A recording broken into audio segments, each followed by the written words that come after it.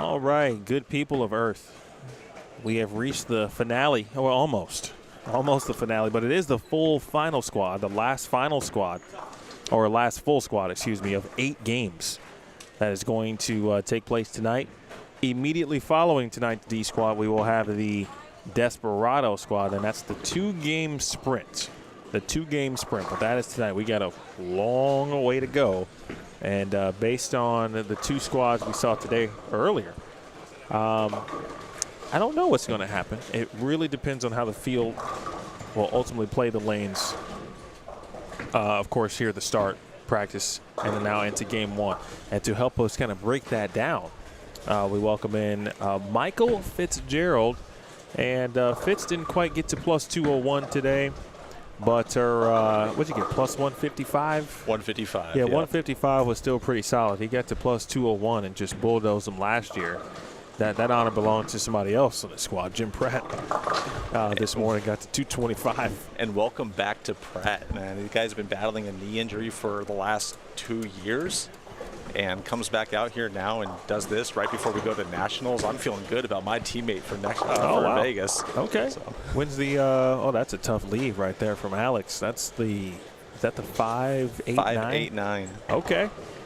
Put that one on your bingo card.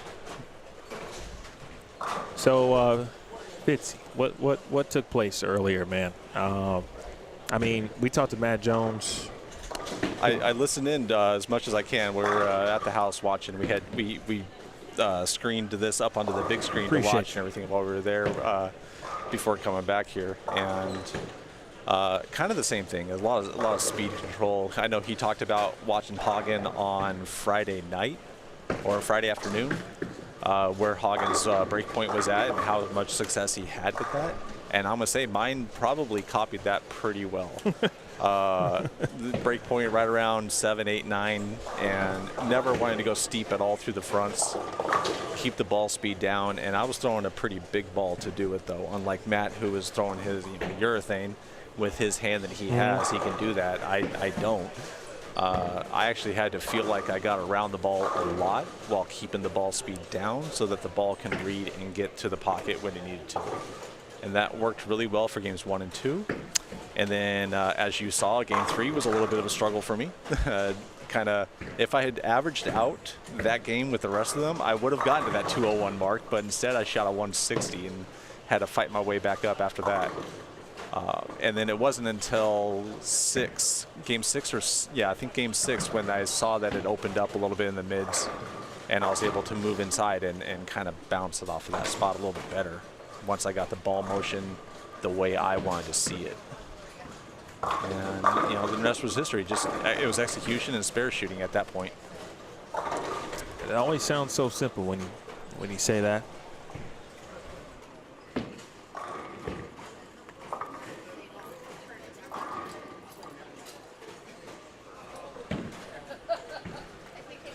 I mean, you think about it, Emil, it is a pretty simple game we play, as long as it's the pins are always the same distance away from us, the boards are always the same width, and you take the same round object and roll it at it.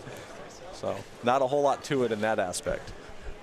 Got that right. It's, yeah, when you break it down, but then we watched C squad. You bowled B squad this morning, but it was the first squad today.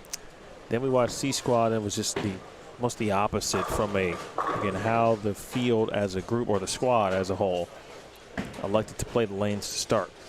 The squad, the caliber of players, the ones that are out there playing, obviously makes a huge difference on how the lanes transition.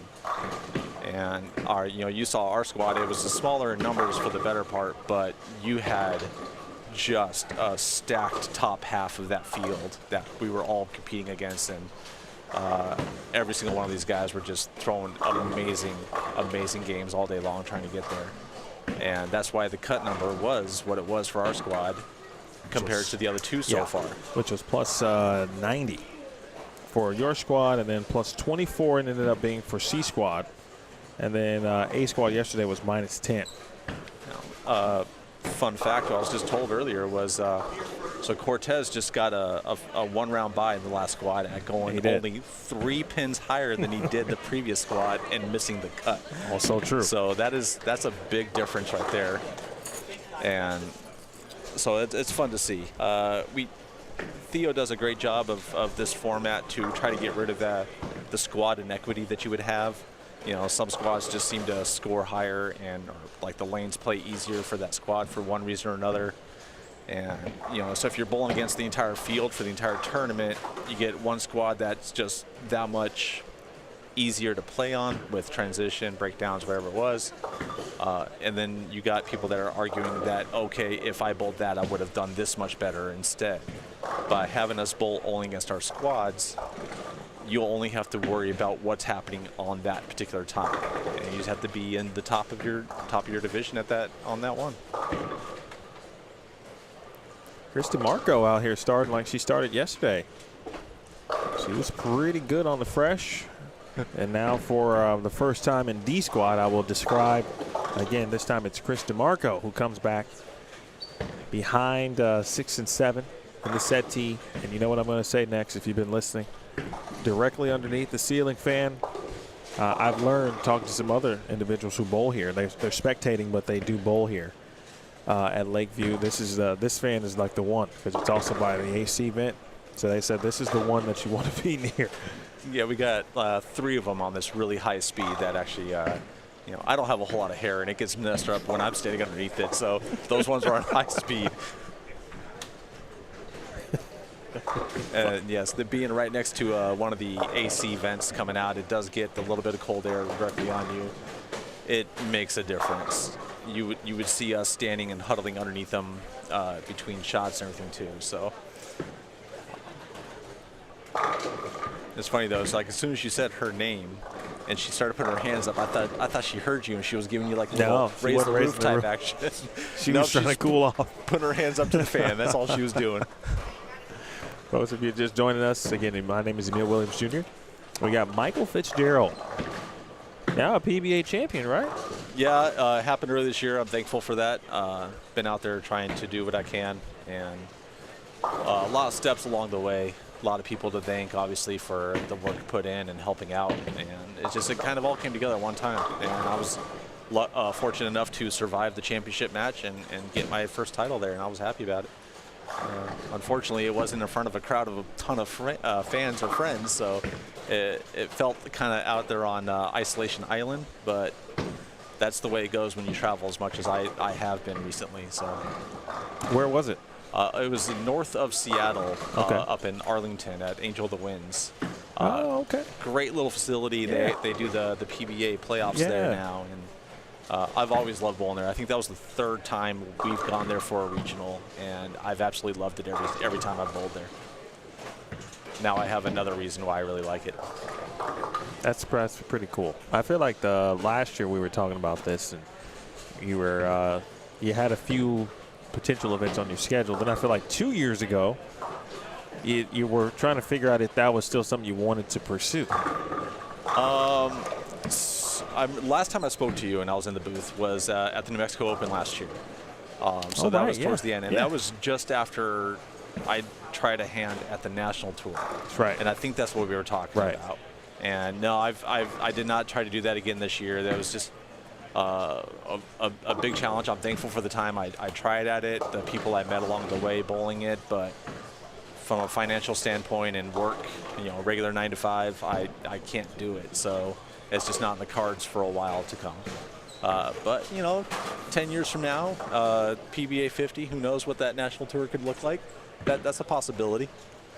Yes, people, I did say 10 years from now, by the way. I know the jokes will come in. Yeah, they've been. Theo was adamant about that earlier today. I've heard. That's the joke. I said, leave my guy alone, man. All that slander. It's all good. It's all been fun. Well, I've been welcomed to the club recently as well. So 10 years from now, too, I'll join you out there. That'll be our pact. Well, not on a full-time basis. Oh, come on, Alex. Yeah, Alex Zieg. I need to make sure I get his pronunciation correct. Chris Clerk I think Brian Hernandez actually just bowled. He just came off the lanes. We've got a few re-entries. Christine Johnson is bowling. She's over on 3 and 4. Sorrel Cardine is bowling on 3 and 4 as well. He just bowled. Over here on 7 and 8, of course, Ron Schloss.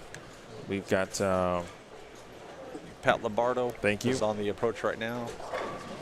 Kevin Robertson, even though the lad's name on the shirt doesn't match. I don't know. I'll have to ask him about that later on. There's got to be something about it. He's been watching all week.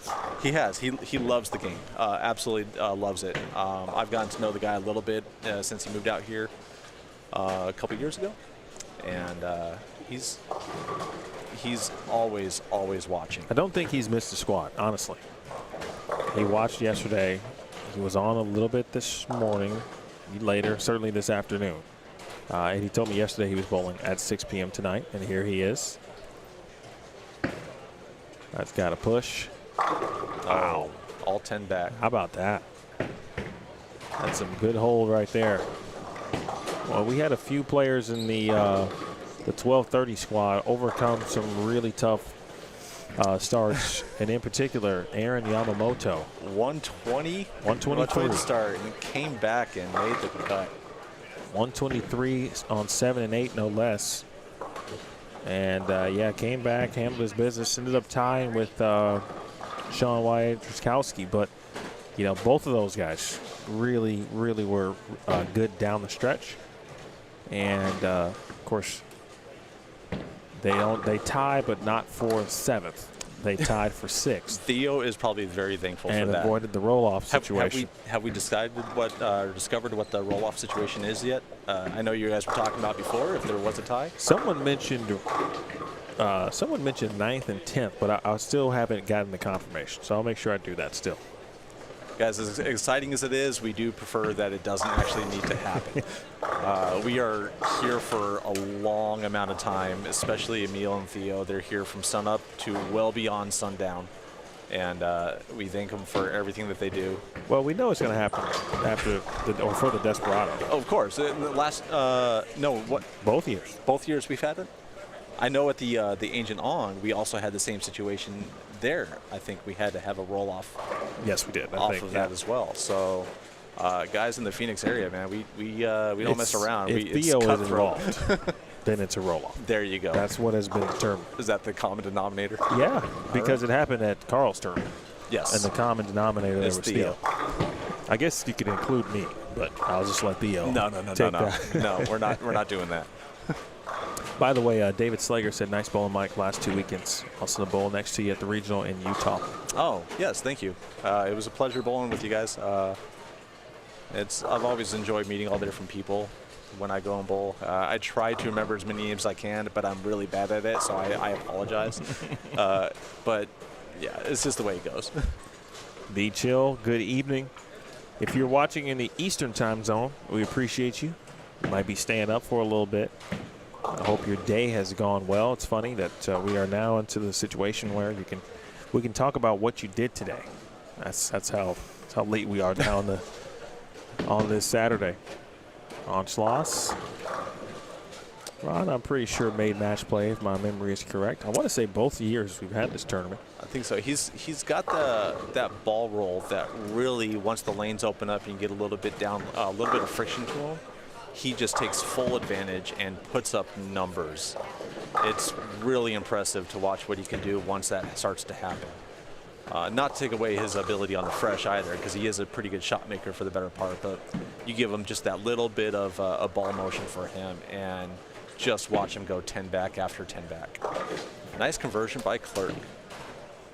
Little 1-2, 1-2-10, 1-2-4-10. Seen a lot of great washouts made. GT2 also watching this evening. He will be back here tomorrow for match play. GT, we got he's got a 2-round bye. Did you get a 2-round this morning? I did. I snuck it out at the last game to get back in, to get into it. So I'm thankful for that. I'm still gonna be here bright and early because we're gonna. It's just what it's gonna be. You can't help it. Can't help it. Well, so Virginia does the boards. Oh, that's right. That's right. Best handwriting in the game. I forgot to bring the boards with me this afternoon when I left earlier, so we had to come back for sure. We were going to come back anyways and watch. I got a lot of friends out there bowling right now. But because I forgot to bring the boards with me, she didn't have a chance to do the names and the lines and everything on it now. So we're going to have to do that tonight. And so bring it back first thing in the morning. So it's your fault. It is my fault. Absolutely 100%. Well, keep an eye on Matthew Holmes. He's over on 3 and 4. It's bottom right of your screen. That's our picture-in-picture group. But he's a one-handed thumbless player.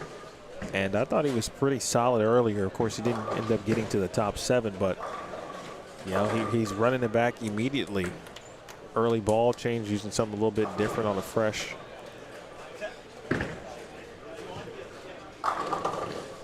GT says, Fitz, love watching you bowl. Been practicing a lot lately and trying to learn how to hook it like you. Oh my God! Any tips on how you get the ball to move so much?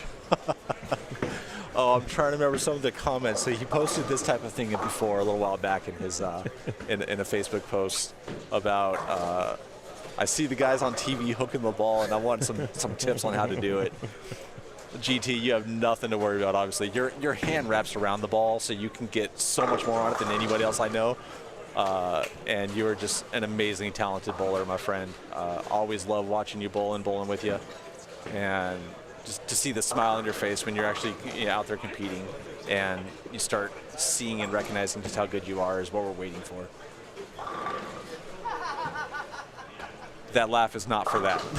That was fun. Yeah, that was a laugh. That was like perfectly timed. But speaking of perfectly timed, somebody on 11 and 12 has got a possibility at 280. Yes.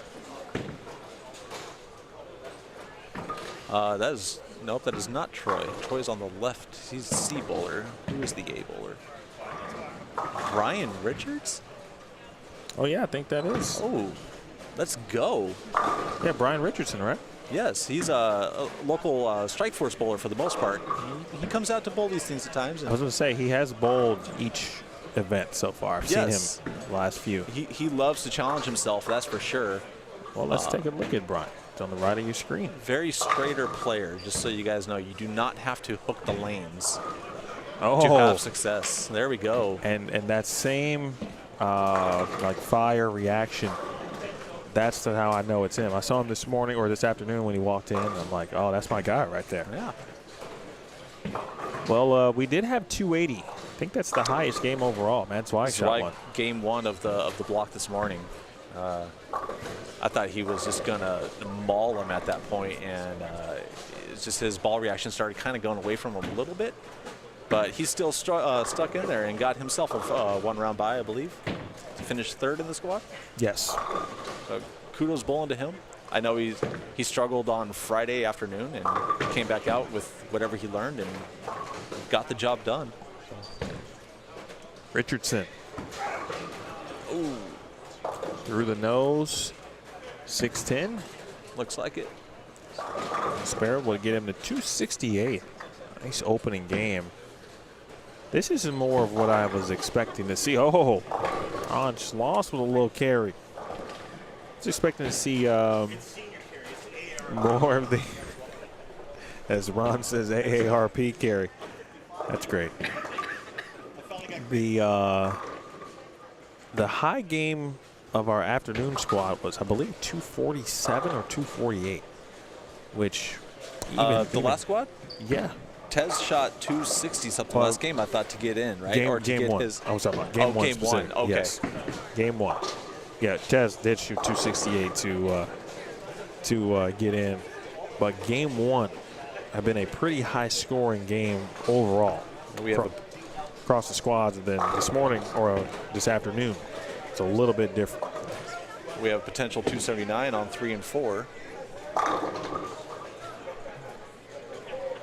That might be Sorrell too, another player. If it's him, quickly, put what he learned and is quickly applying it already.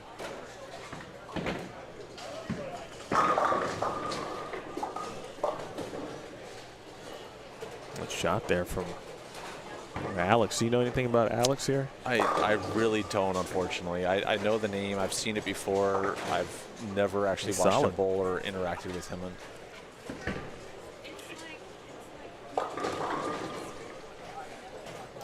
Mr. Richardson had an opportunity.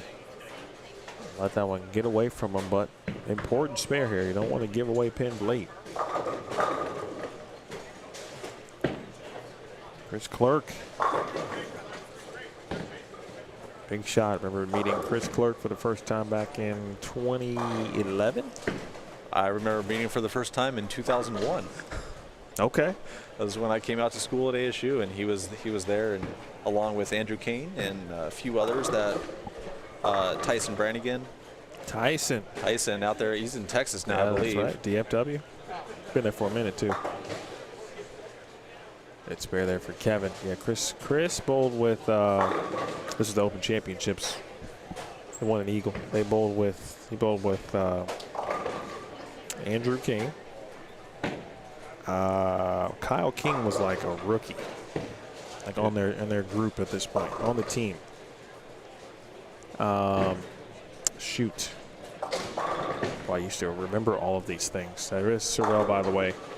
Still keeps it going. Take a look at Sorrell here in just 1 second. Shoot. Clerk, now I got to look it up. Chris Clerk, Andrew Kane, Kyle King. Was Brett Wolf on the team? There's a good potential that he was, and Jenkins perhaps. I know they always bowl with each other, around each other, and, but I don't know how long that's been going on. You're talking back in 2011, you said? Definitely 2011. Yeah. I guess it could be a sneaky 2010. It could be 2010. Cardenas on the right of your screen. There you go. And he's going to be in the 270s. And you want to talk about one of the nicest guys you'll ever bowl against. Sorrell is just exemplifies sportsmanship, in my opinion. If you ever get a chance and you run into him, talk to the guy. He will be happy to share anything that he knows and tell you stories, and you'll just have a good time. Matthew Holmes finishes with 203 as Cardenas. It's a fill shot with the purple instead. So he was just trying to look for something. What was he throwing before that? I believe or at least what did it look like? Pitch black or the black hammer. I don't know which one, because he's not on staff with anyone that I'm aware of, because obviously he's wearing the Storm shirt and just threw a purple hammer, so that can't add up, right? You would think so. So I think it was pitch black. Okay. 277. He was throwing a purple a little bit, actually a lot earlier. It is the black hammer, the black hammer urethane. Black hammer 78. Trying to be in the know on what's being thrown here. He was kind of slow wheeling it a little bit with the purple earlier, that he didn't have much room to miss. But I didn't see him on the fresh, though, so I can't say if this is different than what he did earlier. Well, just like that, game one is complete, and this was some of the fireworks I was kind of expecting to see this afternoon. So we've got 270. No, I'm sorry, 277. I didn't see if Ryan made his spare, but we'll just give him 268. I think he did. 268 for Brian Richardson, and those were high quality games to start here. Game number one. We've got Michael Fitzgerald. How long can you hang out for? I'm here until the girlfriend says we're going to go ahead and go. Okay. So as long as I'm trying to keep the people watching entertained and we're having a good time, I'm okay. Well, I'm taking a couple games then. I'm taking a couple games. Matthew Jones says hi, Fitz. Mr. Jones, the Matt Jones. What are some of your bowling goals at this point, right? You just accomplished, taking down a regional. So what else would you like to do or accomplish at this point in your bowling career? Well, I'll tell you right now, the goal on the list at this moment, and it's on track at the time being, so I'm gonna keep the fire going as best I can, is going for that Player of the Year for the regional side. Okay. And currently have a good shot at it, both the West and the Northwest, as long as I keep things going. And for anyone that doesn't know, the same regional director runs the West and the Northwest. That's George now, correct? It is George Aboud. Yeah. Aboud.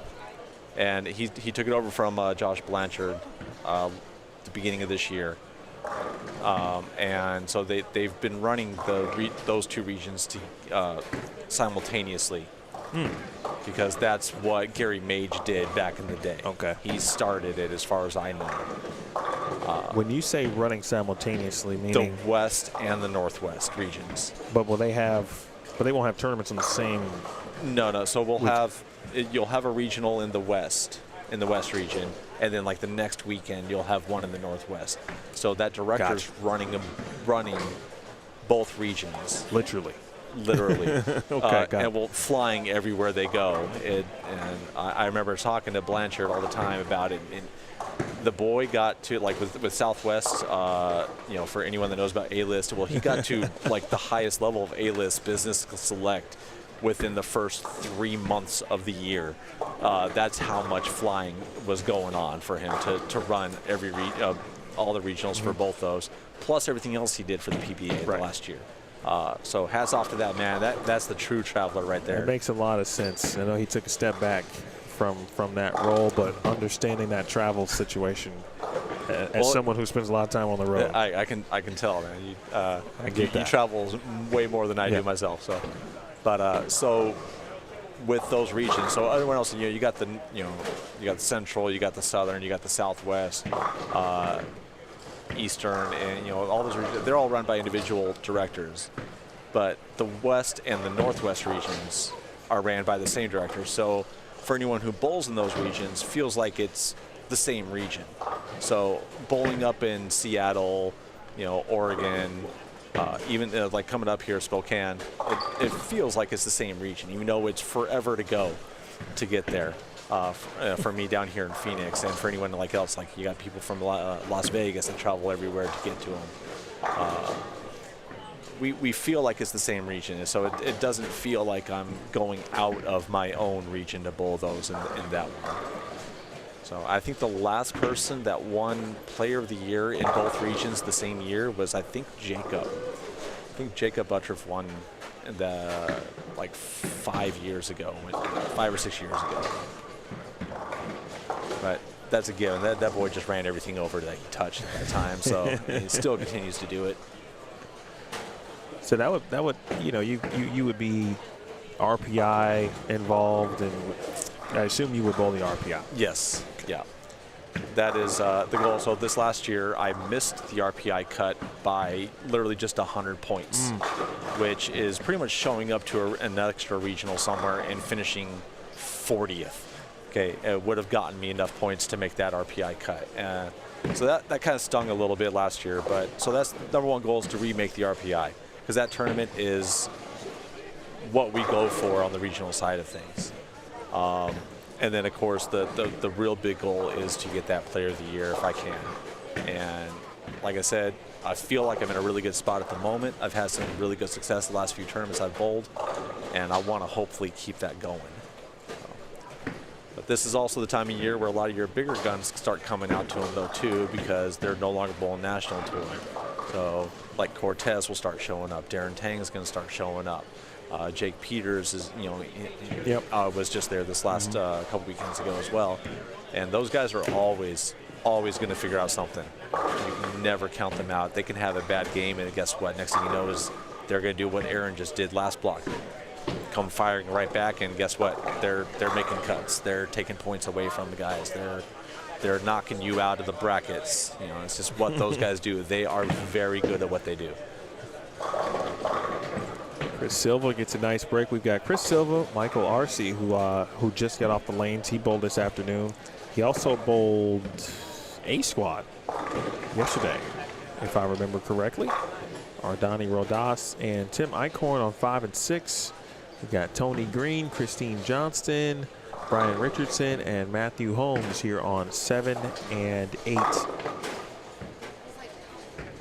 At this point, right, so it's early still, but did you start seeing significant differences pair to pair, like once you got to game 2, pair to pair, was it significant enough to? I wouldn't say significant. Okay. There was definitely, when I got to the next pair for game 2, that pair felt tighter down lane. Again, I was not throwing urethane. I was throwing reactive from the get-go. I never even looked at urethane for me in this tournament, this pattern. And so my pair got set up in practice with me throwing reactive, and you know, Hunter Mays, Chris Mays was bowling with me, and he was throwing reactive actually he was throwing the Storm's 78 IQ. And then I think we had a lefty on the pair with us to start. So there wasn't a whole lot of carry down going down on our pair to start. I broke him down a little bit to help try to get some of that friction spot. So when we got to the next pair, it was evident that there was a lot more urethane that went down that pair, because I threw the first shot and it like barely touched the head pin. And I thought it was pretty good off the hand. So all I just ended up doing was just kind of squaring up a little bit, getting softer with the speed, just let that ball try to pick up where it could and go in, high flush. I didn't start seeing significant differences until game 4 and 5 is when I started to see that. That's when I was able to start moving in a little bit, started seeing the mids reading a lot earlier. And there was still some carry down, but the mids were reading so much better that I can actually get it to start hooking before it ever got to that hang spot. Well, that's good news, and I'm saying this simply because it felt like to me, game 4 or 5, and almost, if it's an 8-game block, it feels like it's game 4 or 5, no matter what, where you see a true significant transition. But I was curious, just if you're out there, right? So why not ask players who bowled today if they saw anything similar or different earlier in that regard. Your squad, it seemed like it was game 6 that kind of had some iffiness to it. It was like a game later, and I felt like that was only because you guys had done such a great job of playing the lanes as a group. Well, as Matt alluded to earlier, our squad did definitely play the lanes a little bit. We had a little bit more, a little bit higher rev rate, and most of us playing the same break point is what the key was than we've seen in some of the other squads so far. And so when you're all playing that same spot, you got a decent amount of rev rate out there, and you're all using a little, some sort of surface as well. You're obviously going to see those mids open up a lot faster.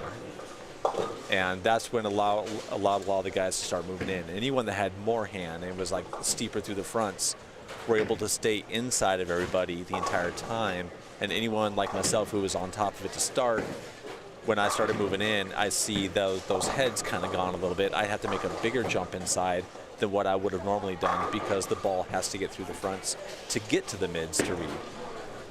Yeah, so it's a tricky line. You just got to know your game, know your ball motions, and just trust your eyes. It's just what it comes down to. There's a lot of experience when it comes to that. I've spoken to this for a few guys there recently. We have a practice. Well, it's more or less a practice league. Tuesday nights over at R.H. Johnson. It's a sport pattern league, and we three-man, and it's just to learn. And so, like, it's great when you got the guys and we're talking about things. So we're seeing ball shape. We're talking about how to make adjustments, how to attack different patterns, because we've gone from Brianna's favorite red square to, which I did not do well in that. That was a nightmare for me. But for other people, it was really good. And it's just different games to match up to different patterns. But trying to figure out how to adjust to make your game the best it can be on those different patterns, to attack them from different angles, different lengths, different strengths of covers and cores. Just really working with the guys and talking to them and sharing that information with them. It's been a lot of fun this summer. It gets me a drink or two out at times. It's just fun because there's no money involved in the league really. It's a summer league, and it's just to keep sharp and stay active. Do you guys ever have those type of leagues in your area? Well, there's a ton of. I was gonna say there's a ton of sport leagues in the Chicagoland area. I'm trying to remember the last time. In fact, I used to bowl a sport league 22 2010, 2011, actually. I know I went back to those years for something different, but I was still bowling at what I would call a regular level, if you will, or consistent level, I should say. And I was still kind of a couple years removed from college, so I felt like I was decent. And I bowled one of the best sport leagues that I've ever bowled in the Chicagoland area, and there's nothing like a sport league, in my opinion. Right? You're getting, generally speaking, just like what you described. Right? Whatever you're trying to get out of it, you can certainly learn whatever that is by bowling consistently on sport patterns, and a sport league would certainly do that for you. So hopefully we've got more people that are bowling some sport leagues or some high-level scratch stuff. Sometimes, there's some difficult house shots out there too.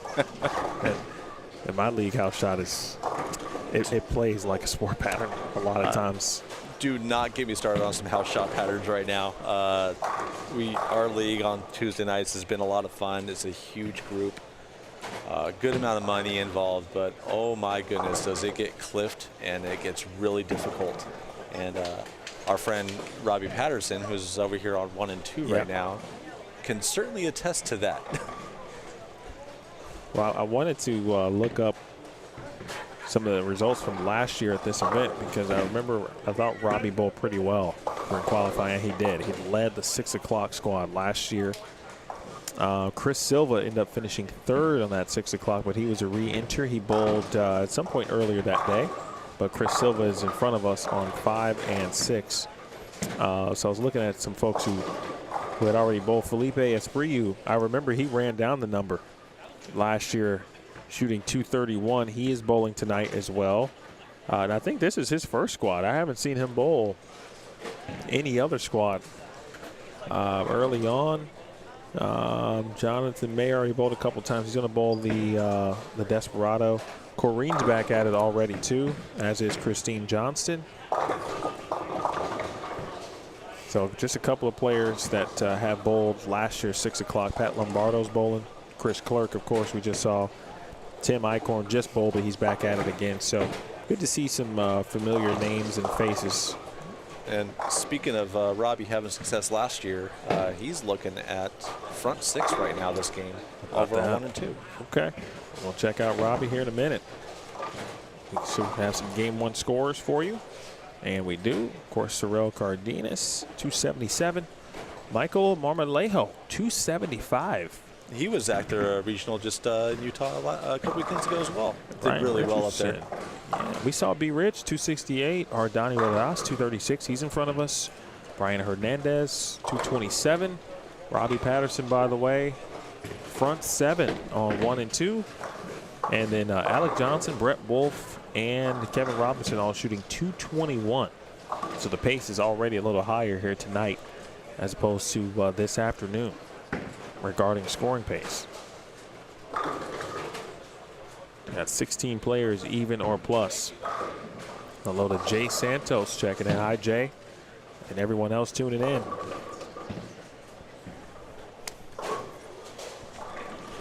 My man Roland Franklin checking in. Dropping off gifts. I appreciate Roland for that. I'll never turn down cheesecake. Clearly he's been listening to any broadcast I've ever been on. You get coffee in the morning, you get cheesecake in the evening. You know, it's a good I'm life. Very appreciative of the wonderful people that I have been able to come across in this role, this bowling world that we live in. Like yourself. We'll take a look at 1 and 2 here in a little bit. I just caught wind of Ardani's jersey, 2021 junior gold jersey. So Ardani is still pretty young, maybe in his early 20s. Well, and pretty darn good too. These young players today, man. There are so many talented young players these days. It is unbelievable. Let's go over to 1 and 2 here. And here is Robbie. And the patent superstars on his feet. That was really good there. front 8 for Robbie. I mentioned he led the 6 o'clock squad last year. Different pattern. But Robbie looking at the same results, trying to lead and get himself a 2-round bye. Let me ask you, Fitz, now last year, of course, you had a 2-round bye. This year, you're able to get another. For you personally, is there some benefits? Now, I know you got to come back here tomorrow because you left the board. Okay, so, but. So outside of lack of sleep. If you hadn't, right, if you hadn't forgotten the board tonight, like what are the benefits for you being able to theoretically maybe sleep in and not be here extra? Well, I mean, the biggest thing is the endurance aspect. We're talking 3 game sets for each round. Right. I don't know how many rounds it takes. I'd never really look at the math to do that. I think as someone said earlier, 6. It's at least 6. At least 6. So you're talking 18 games. Right. To get through to the final match there. And if I can get rid of 6 of those, that's a huge plus. That means my arm, my hand, my feet, my legs, everything can stay a little bit fresher going into the final matches if I'm lucky enough to get there. And that is a huge benefit in my opinion. The downside to this is the ones that are already out there bowling on the lanes kind of see what's happening that day before you get a chance to. So you got to go out there and you'll get your practice shots. You can try to see what's going on and hopefully you make the right equipment choices and adjustments. But these guys have already kind of seen how the transition is going. They've already known where the misses can and cannot be at. And they're feeling confident because now they've already won a match or 2. And now they come against, whoever else. And they're just ready to go. And they're coming with a chip on the shoulder because they have to. Like right. they barely snuck in or, had a really rough block. There you go, Robbie. Oh. Little trip. Did you get it? Yep. Yeah. A love tap on the 10, front 9. So they come in with a little something to prove at that point. I don't care if I'm ranked 32nd on the seeding list. Right. I'm going all the way. And honestly, that's the mentality you got to take no matter where you are. You made the show, and that's the first and foremost part. Once you get to bracket, it is a whole new tournament. Nothing you've done the previous day matters. I like that. We always wonder, you look at match play in that sense, and when there are buys involved, the way you broke down the endurance portion of it, it's not just the sleep part, but 6 games is 6 games. And even the mental aspect of that, right? Because if you're in 2 close matches, right, then you're focused. It's even more on the body, right? Because you got to double in the 10 twice to win. That pressure can make or break you. That's for sure. That's a different kind of tired right there, just not the physical portion of it. And so that makes a ton of sense. But that's what Theo also adds to the tournament, the ability to skip a few rounds. And you have the ability as the player to earn that per squad. And the top 2 in each squad get the 2-round buys. Ryan Richardson almost made that in a very interesting way at Super Washout. And then if you finish 3rd or 4th, you get a 1-round buy. Again, 3-game matches tomorrow, total pinfall. So if you're familiar with the Masters or the Queens format, it's that format minus the double elimination. It is single elimination tomorrow. We've seen some very high-scoring matches take someone out that probably their scores in the top 4 or 5 of everything of that day. And it's who you bowl. That's all it is when you get to those match plays, is just who you bowl. Here's Robbie Patterson looking for 10 in a row. Oh, good Lord. How? Wow. Well, that's downright brutal. Man, great shot.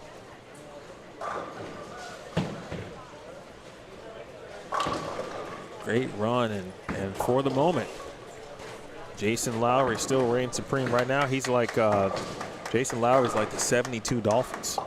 It's like 72 Dolphins, I believe it's 72. The only undefeated team in the NFL in history.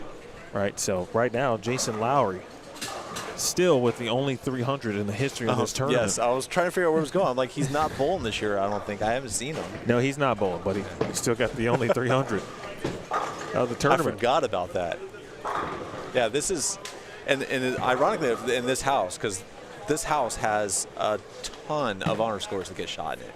I think I keep hearing that. Yeah, well, Matt Jones alone, I think, put up 13 this season. Okay, so the pins can fall here, but obviously the pressure of a tournament, the pattern that's put out, really makes or breaks this to where we saw Robbie throw the front 9, everything buried. In the 10th one, another buried shot, and just one little thing different took that away from him. Let's see if we'll take a look at that 9 pin here. I just don't know how he left it. Throwing a purple hammer relatively straight. I mean, it's not coming in super steep at all. And just went right past it, and the messenger did not get the tip. It's unbelievable. Washout though on the field, 275.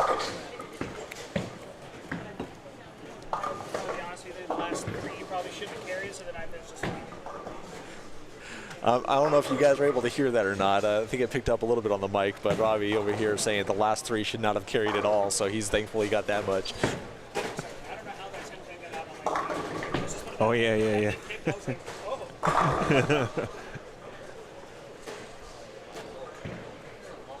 Well, already a couple of games now, 270 or better. It's like Alec Johnson just put up a 249 on 3 and 4, so he's off to a pretty good start. I think you said he had 221 game 1. This was Alec Johnson. Oh yeah. Alec, game 1. Yep, 221.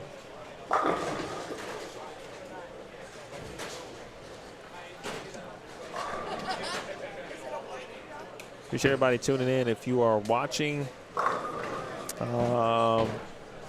East Coast, and we had a few players let us know where they were watching earlier, or I should say viewers, where they were watching from. We appreciate you sharing. We got a lot of local folks, of course, in the state and in the surrounding Metro Phoenix area taking a peek, and certainly a few around the country who've been watching a little bowling today. I told you on Friday that no matter what time you basically popped in or wanted to decide to watch bowling today, 9 times out of 10 you would be able to watch it because we had 3 squads and essentially 3 1/4 squads if you include Desperado tonight. I do appreciate the way the schedule worked for Theo put that together. Not used to having almost 90 minutes in between squads on a 3 squad day. I don't know what that means, because I'm used to U.S. Open, 3 squad days, and you get about 50 minutes. Non-stop. What's a lunch break? You don't get it. It's the little things when you do this job that really count.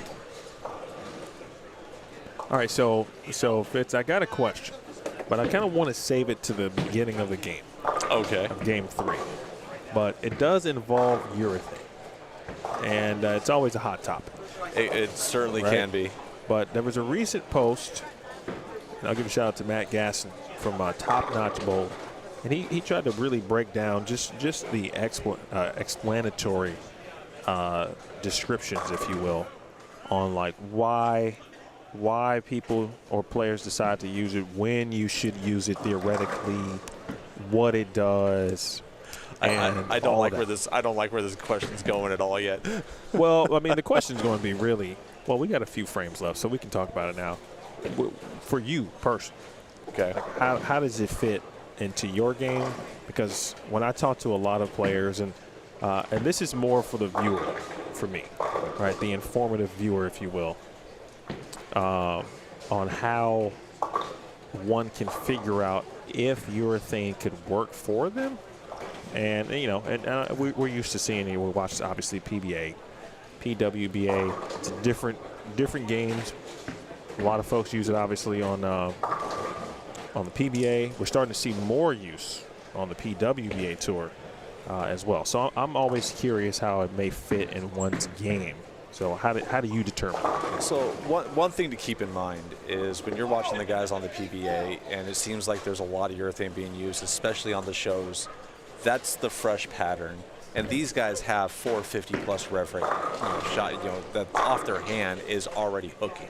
Okay, they're trying to control the back end motion, the violent reaction that you can get out of reactive resin. Okay, so and that's the purpose of the urethane, in my opinion, is I will have it come into play if I feel the reaction is too strong down lane from a reactive resin. Okay. It is not a weaker ball. In fact, it actually hooks so much earlier than reactive resin that people think it's not hooking at all, but really it's hooking before it ever reaches the arrows, and it's just now at this point rolling forward. So you're not going to get a sweeping motion, unlike what you see like Jacob. He's an anomaly for the most part when he throws urethane. I mean, like you can watch the videos. There's several videos out there of a breakdown of Jacob's hand release at the point of letting the ball go. So he's an outlier for sure. But so when you got such a violent reaction because of the fresh, conditions that you're on, so much friction down lane that your reactive resins are giving you a lot of over-under reaction, that you're not consistently getting it to the pocket. That's kind of where urethane might come in. And we saw I think Marmalade will be able to attest to this a couple weeks ago in Utah. Urethane was predominant in the beginning. There was so much urethane going down lane to start, and we were bowling on a 38-foot pattern, so it's not short, like not super short, and definitely not long.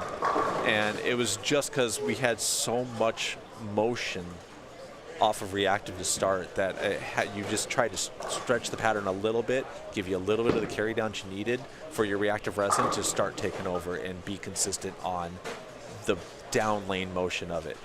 And that's all I did last up in Utah doing that, is I used urethane for game one and game one only. I grinded out those games. I was happy to get off the pair with a $190 with urethane. And I've seen others that have more hand, they're stronger with it, they can bend it a lot more, but they're still getting it to see so early on the lane and not overhook down lane. That's all they're trying to do. So the dominance of it recently on the PBA Tour, again, is because these guys have so much hand that if you give them a reactive resin ball on a fresh shot, the ball is going to be flying off the corner and just coming in at such steep angles at times that they're going to either through the face on shots, it goes right through the break point, so it leaves the super washout, or they're doing kind of what Robbie just had happen, which is a solid pin. 9-pin just standing there looking at you because your ball's coming in so much angle. So that's it. It's just controlling back end motion. Appreciate that explanation. That was good. And if a viewer needed to get a little further understanding of that, I think that was good, because really what you're looking at is what you just described. I think Brian needs the 5-pin. Needs to add the 5, and they're going to add that for him. But a lot of players, and depending on your level of skill, trying to understand the front, reading the lane front to back, and then, of course, left to right. And when you talk about, like, league, you're primarily thinking left to right. And then, of course, when you think about urethane, it's really just front to back. Yeah, everything is front to back nowadays in the sport when you're competing. And it was one of the hardest things to learn. Like, I took a long time off from the sport. When I came back, it was no longer left to right motion. It was now front to back, how early, how late, how strong the ball's reading.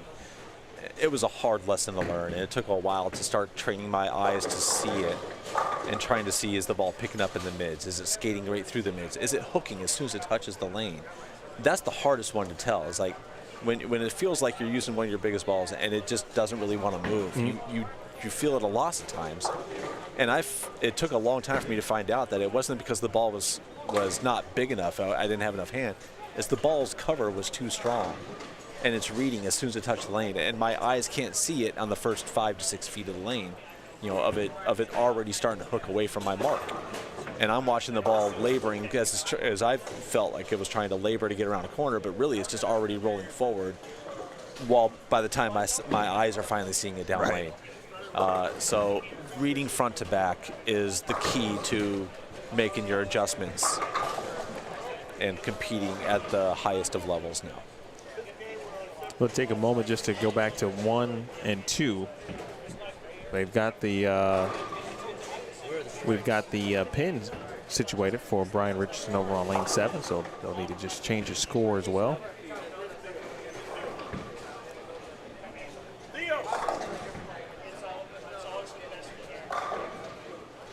It looks like we need a score correction on it now. So they'll take care of that. Meanwhile, we can watch Tim Eichhorn, Kyle King for the first time out on 1 and 2. Every time I am in the vicinity of Kyle King, and we're talking about streaming, he always leaves some kind of random oddity like leave. So I don't know of a guy who throws the ball so well and gets tapped in the weirdest of ways possible. You probably recall at the New Mexico Open last year when he just absolutely obliterated the rack, and wasn't just an 8-pin standing there. It was it's a strange situation. Could not believe it.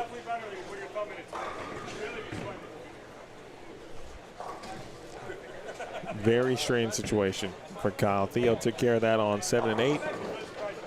And looks like Brian is going to take care of his spare.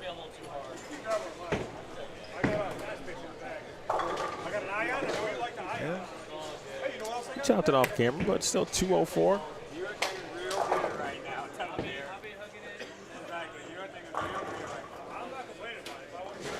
Tony Green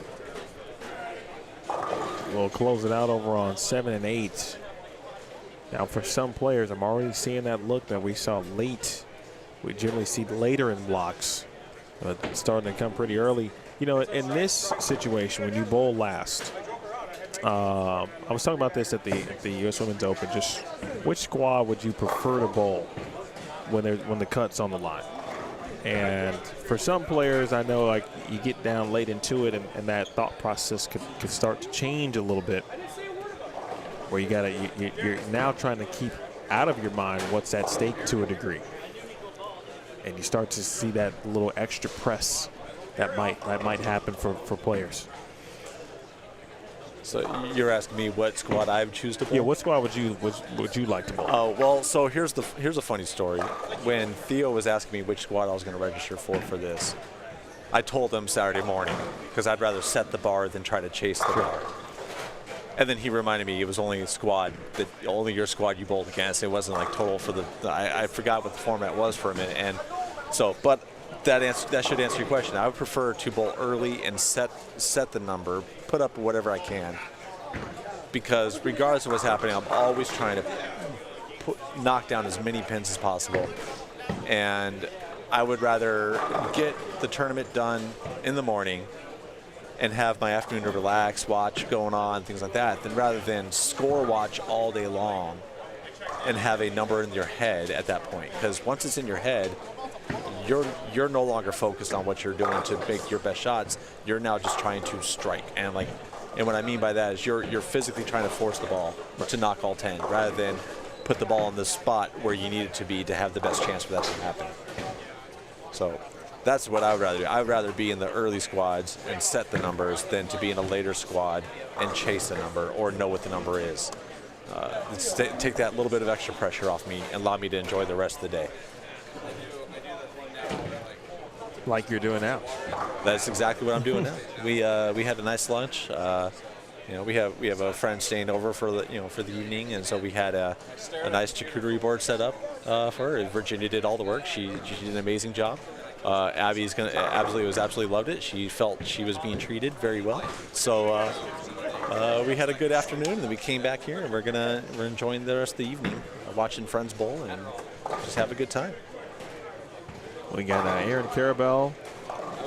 We got Juan from Grand Canyon. I think did Juan graduate? I don't know. I don't remember that. I talked to him this morning, but he was at Nationals with the squad. Yeah, I've known Juan for a few years now at least, and he's always a really nice guy. Always says hello when he sees you. And I ran into the entire GCU team at the airport one early morning as they were getting ready to head out to their nationals for everything. How about that? It was interesting because I was tired. It was like 4 a.m. when I had to get there. because I was an idiot and booked a 6 a.m. flight. Well, You know. some of us, that's just what we do. Yeah, well, I didn't have to, but I chose to apparently. But they were all there, and they were heading out. So, you know, Ben Canfield and all of his crew from GCU, they went out there, they did their thing, and they had a good time. Came back, I think, with some hardware. I know Ben got Coach of the Year. Yeah, he won Coach of the Year. You know, kudos to that guy. He's put in a lot of work in that program. We got Darren Tang, the 2021 champ of this event, the inaugural winner. Yeah, he's 100% in this building. That's true. He did not bowl last year. He did not bowl last year. A schedule conflict, I believe. So he came out, you know, made the trip back out here to this year, and we'll see where he finishes up this year. At Rife, Alec Johnson also joining Darren on 7 and 8. Looking, his first shot looked pretty solid, of course, as well. We'll see what game 2 tallies will have for us here. I saw Theo, of course, making his rounds and grabbing scores. So we should have those up here momentarily. If you are just joining us, you are watching D-Squad competition. Here of the 2024 Cactus Classic. We got Emil Williams Jr., Michael Fitzgerald joining us here in the booth tonight for a little bit. Robert Smith not in attendance. Saw your note or question in the chat.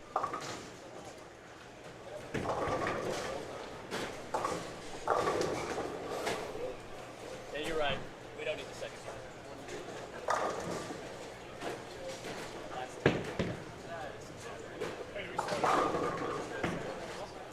one. Alec Johnson. What do you know about Alec?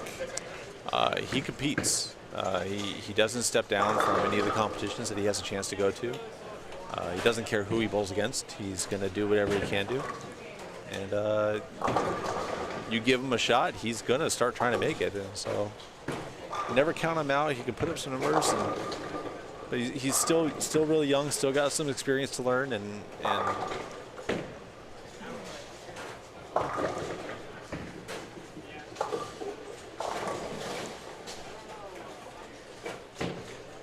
Darren Tang, of course, pretty awesome YouTube channel. I'm sure many of you have already subscribed to that. If you haven't, be sure to do so. very entertaining. Ton of content. He brings a league into the content. And if you're certainly in Vegas, which a lot of players are for both open championships, military championships, whatever might be in Vegas, the TAT. Anything and everything. Yeah, I mean, you might see Darren practicing at South Point or something along those lines. They do a lot of shooting at South Point, sometimes at Gold Coast. 3 in a row now for Darren. PBA champion, Cactus Classic champion. Went to San Jose State University, where he bowled collegiately with his brother. 6-time Team USA member, I believe. Yeah, he's got a small resume. Yeah, I'm glad you said it. I think he's won team trials twice. He now. won team trials at least once. I don't know about a second time yet, but yeah, he won it this year. Yeah, 2022 and 2024.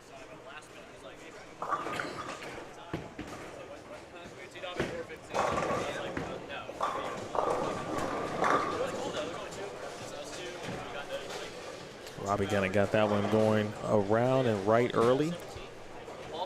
See his game plan. He's been more direct. When he gets to the 1-3, he is more direct. I've seen a few players really trying to play one, though. And I feel like this is the furthest right a lot of players have been. Like, I mean, hugging the gutter on this squad. well, I mean, game one, Zweig was off the corner as well. He's Okay, really I did not really see him in successful game about one. that, though.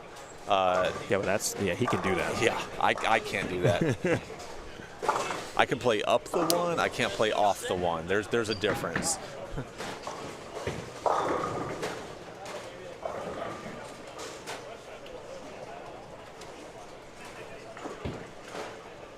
Brianna Cote, hi Bree, by the way. And let's know that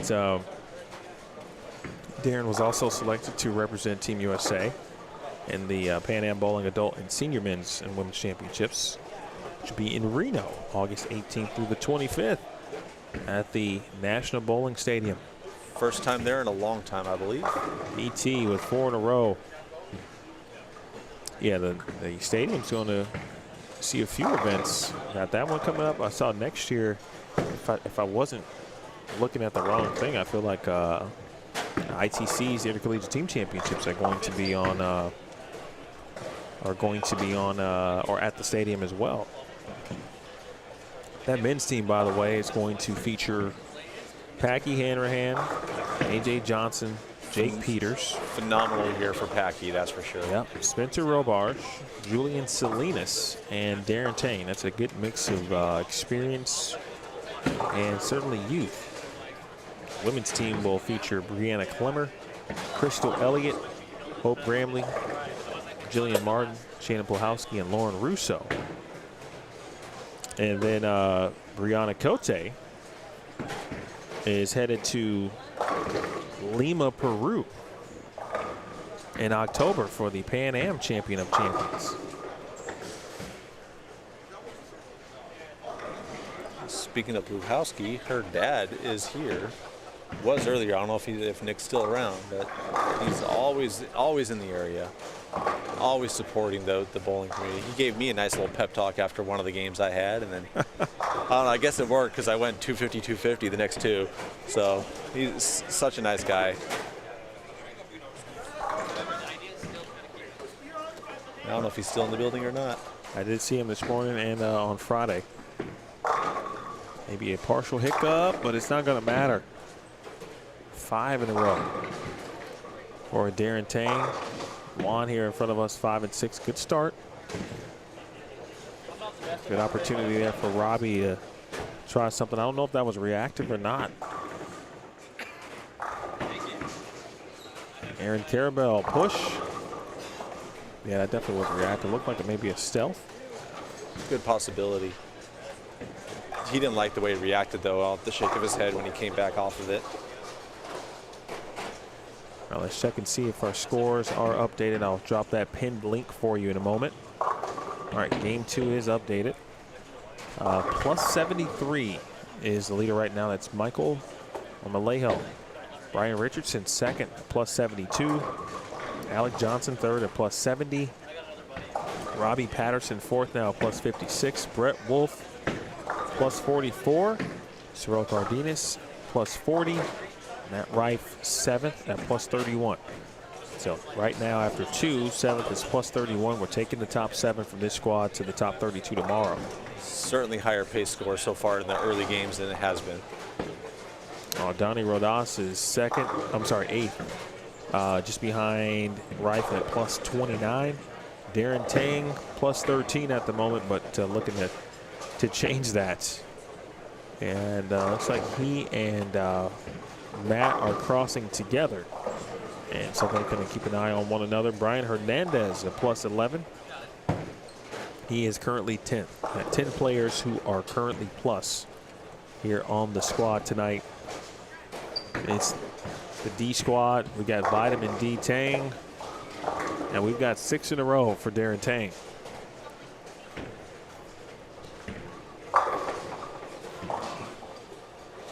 Now just to the right of Darren Tang over on 9 and 10. Another front 5.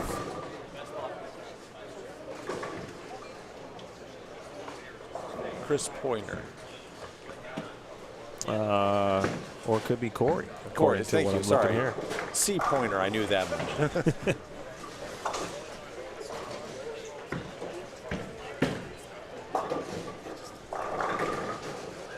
Well, Jay, the one thing I can tell you is while there have been a significant amount of strikes depending on where you are or what squad you bowled, et cetera, and so forth, the pattern overall is pretty difficult. And it looks like for some, if you were able to just kind of hold serve, if you will, whether it was on the fresh or late in the block, if you could kind of maintain for a little bit until you were able to hit some pairs where you can exploit and get some strikes, which I feel like that's what Darren Tang is doing currently. 203, 210, and then now he's at the front 6. He's pretty good at taking advantage of the good pairs, that's for sure. And they're hard, 43. Throw that pattern up here on the screen here in a moment. Tang looking for 7 in a row. And he's got it. Splits the 8-9. Wow. Here it is. Again, 43. I got to tell you, when I saw the graph and I saw the information that was posted on Monday morning, and knowing the topography of this place and how much friction there is in this building usually, when I saw the volume of oil being as low as it is, in my opinion, hold on one second, I'm being asked by a true professional here a question here. Mr. Darren Tang, what is your question? Do you know how far left Sorrel was on green? Oh, you're asking for inside information. I never walked over and saw it, but as a good friend, I feel like you can tell me. So I'm telling you what you asked, but if you want to tell me, that's fine. He wasn't really deep, but he was slow hooking with his urethane. So probably at least 12. Probably. Left? It feels like left. Yeah.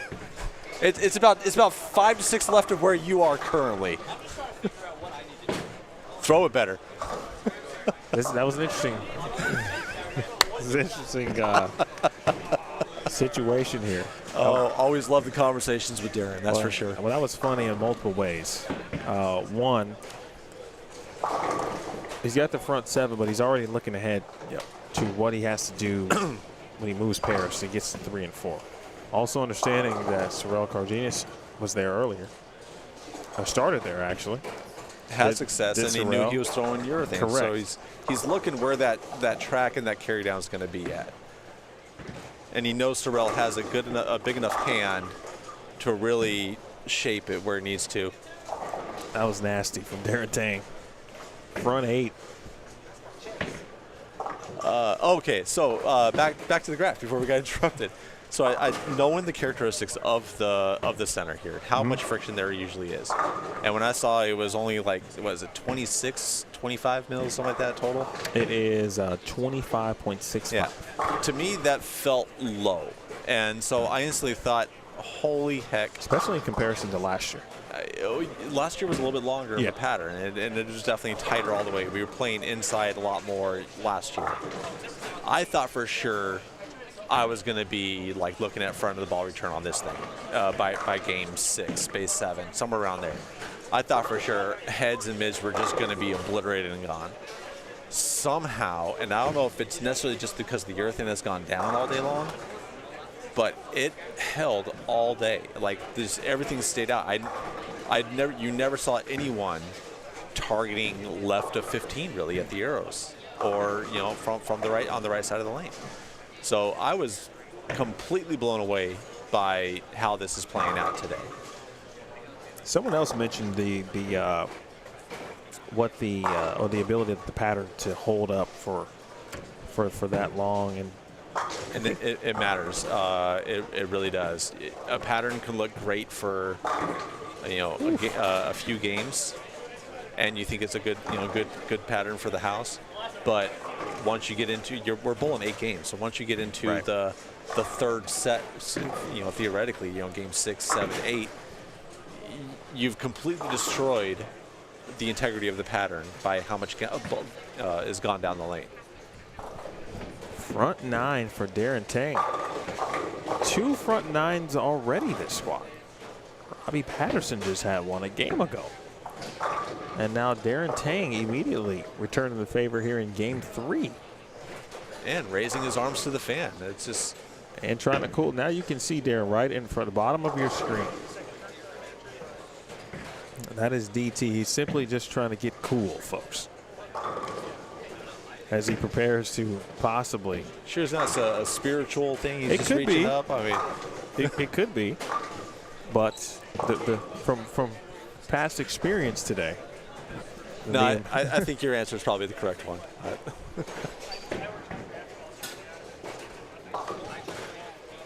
Let's see how it comes out. He has split the 8-9. I mean, just cash money the last 3 shots.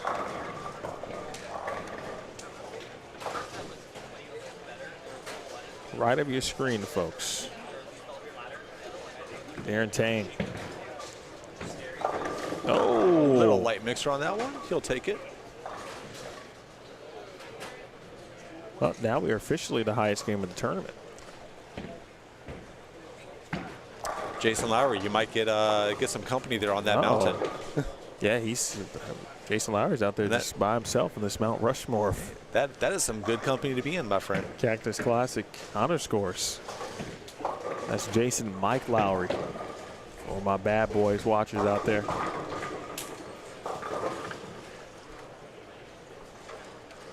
It is a pitch black, by the way, ball of choice for Mr. Tang. That's right. Share this thing, folks. Let's get this squad going.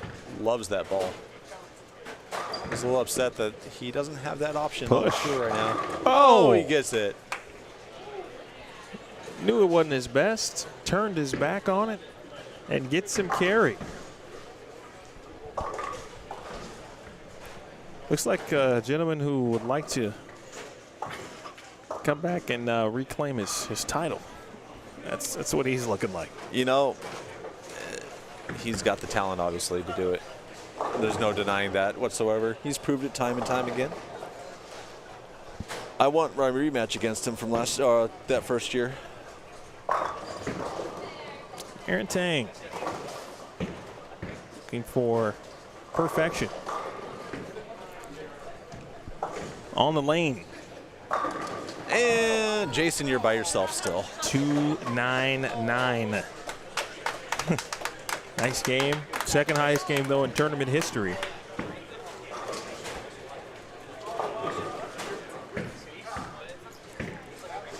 I'll be honest, I'm glad. Well, I wanted him to shoot 300, but I'm very happy now that the perfection watch is over, simply because I've had a date with the facilities, and I didn't want to jinx it. So I've been sitting right here. Quite understandable. Sitting right here. So That was the 4th one. That one was good. So on that note, I will let you use the facilities, and I'm going to go sign off. I'm going to go enjoy the rest of my family and friends. Well, we got to wait. Oh, we're going to wait? Yeah, we'll get to the end of the game. Matt Rife finishing up there. Looking for back 6 to salvage that game. That's a big salvage. That's way to adjust and finish. Yeah, that was not going in his favor at all. That included a gutter spare. 73 in the 6, and he's turning it around, and he's to potentially shoot a $190. That's big. That's a tournament saving like game right there. And he was just a couple of pins in front of I believe Darren. I think we said, yeah, not a couple, but more like 18 pins in front of Darren Tang. Obviously, that's going to change.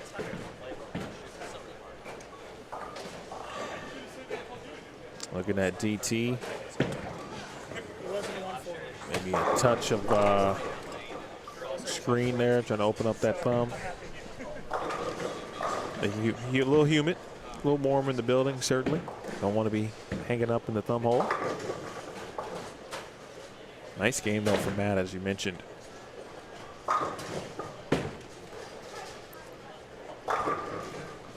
Yeah, when you make the jump from pair to pair, you don't know how it's going to start. You try to guess sometimes. Hopefully you throw out the same shot and you get a good read.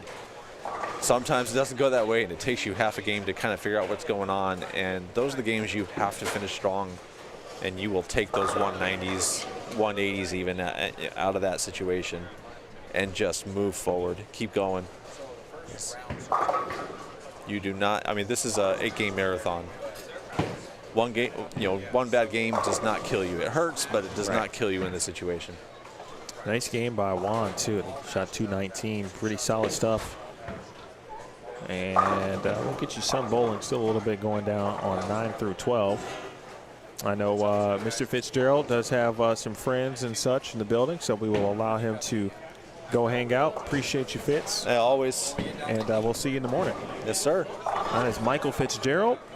I will take a small break as well, and when we return, we'll get back at it. Game 4 is coming up next. Of course, at the end of the conclusion here of Game 3, you're watching 9 through 12. Back with you with more here on Bowlstream TV. It's 2024 CBE 10K Cactus Classic.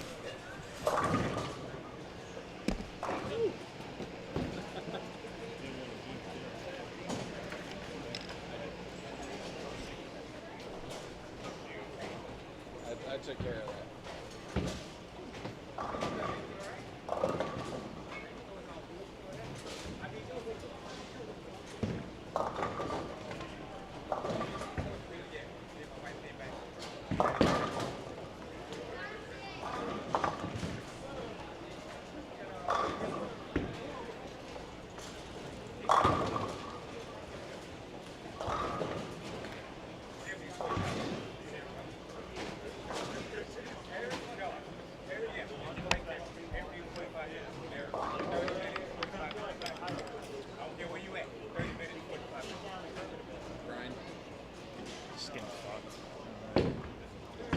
I've missed the whole probably as much.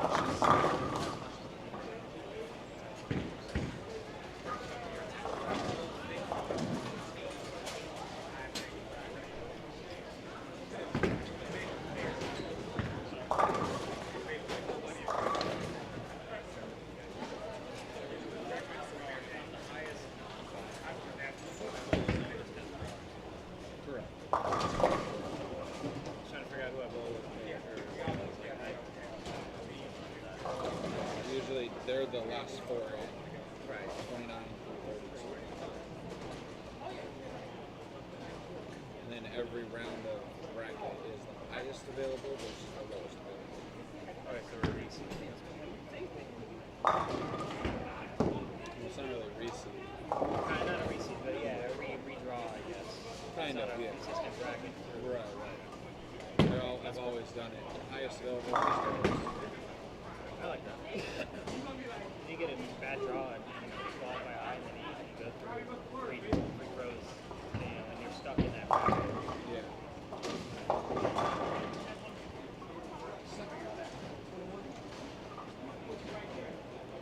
The last one at Mesa, I did pick your poison, if you want to call it. Sure. And Yeah, I remember the end.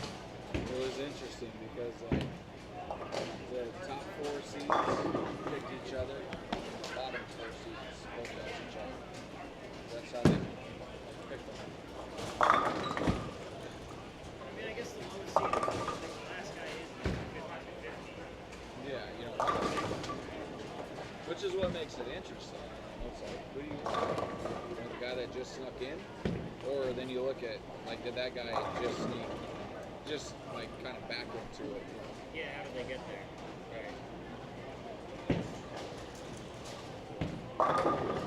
I wish I could throw it slower. I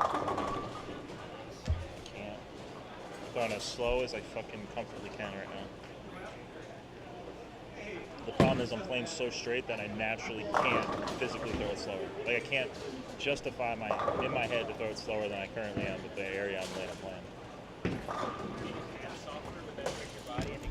That's what I have to do. I have to try and feel like I'm missing it to get it slow enough. Kind of like a duke.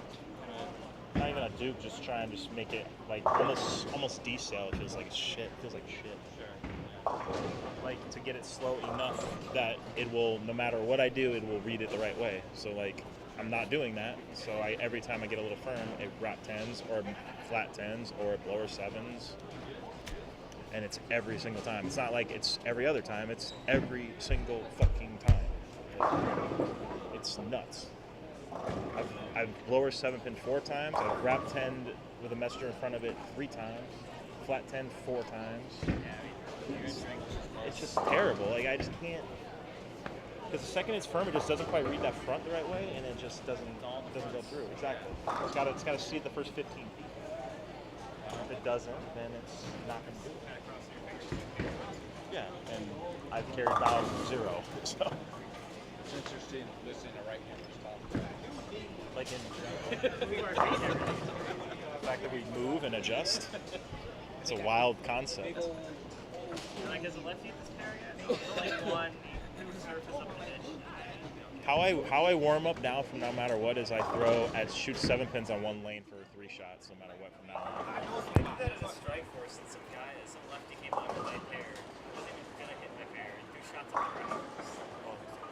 It's like I did. So,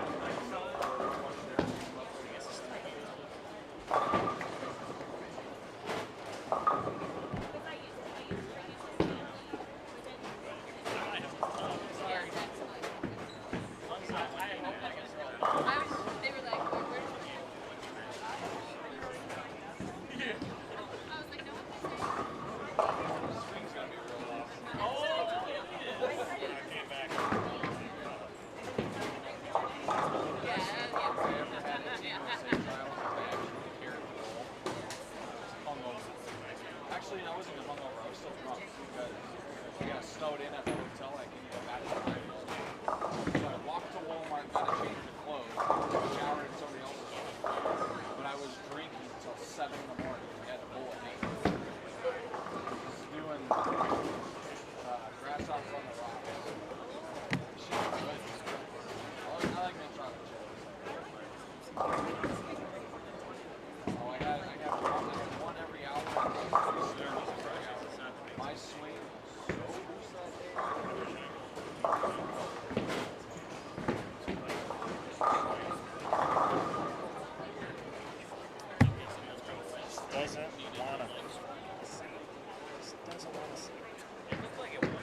It wants to, and then just. My bad. I didn't know if I was saying anything bad. Hot mic.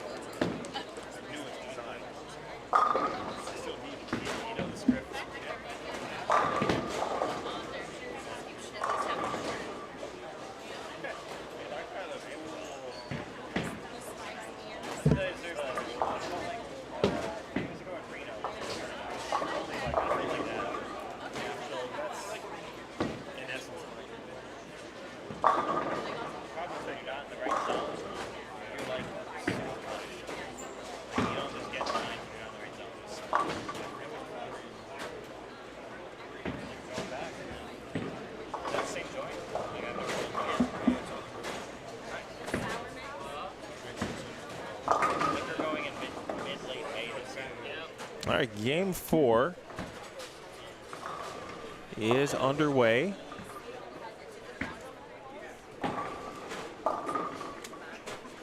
Corey Poyner, Brandon Knapp, Kyle King, Michael Marmolejo, Brett Wolf, Garrett Strail. I feel that this tournament could have been the Agent Ong. I feel like Garrett made a cut recently at an event I was at in this state.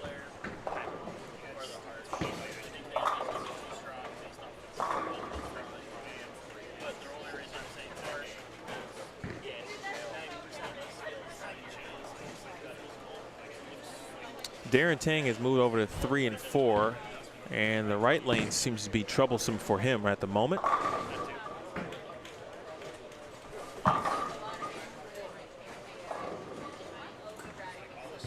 So I heard there was a few oopses while I was away. There's always a hot mic at the broadcast booth.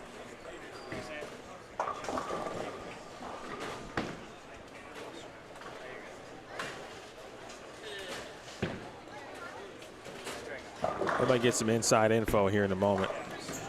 Matt Zweig has been talking to Kyle King. Should have scores here momentarily. All right, so we got about 3/4 of the way regarding scores. But Darren Tang has zoomed into the lead, as you might imagine, at plus 112. Michael Marmolejo is second at plus 84. He's next door on 7 and 8.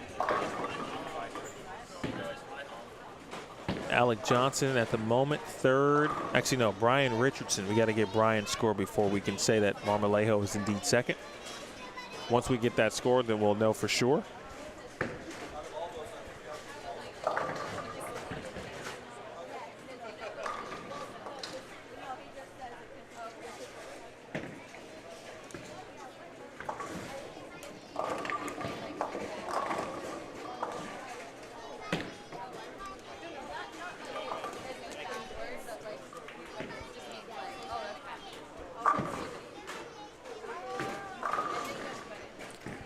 So I mentioned Matt Zweig. He's been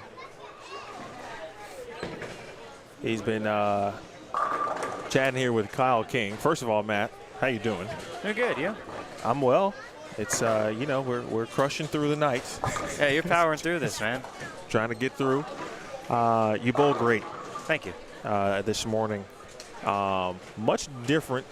Like, I was expecting what I saw you do yesterday when you bowled, because I've watched you enough to know if you got to look on the gutter, you don't miss it.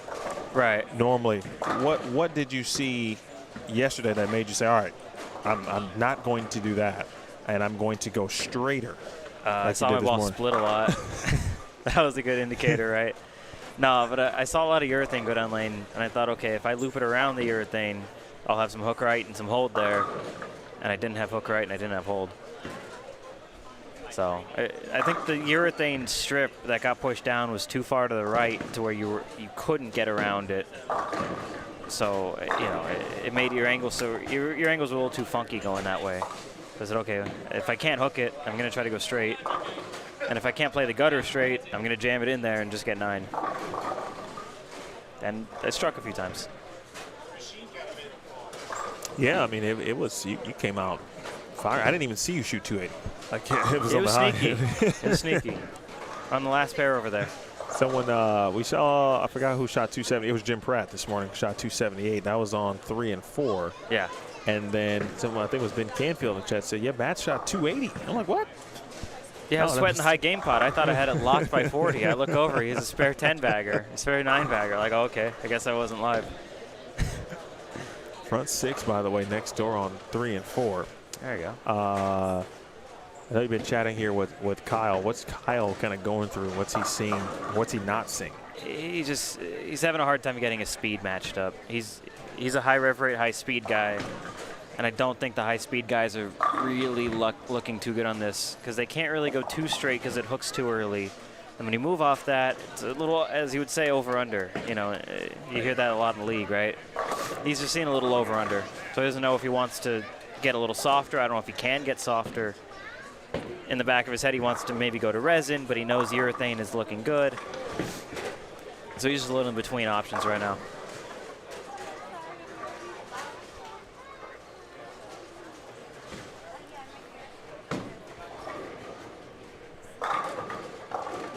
Oh, Leia Zweig in the chat. Okay. Yo.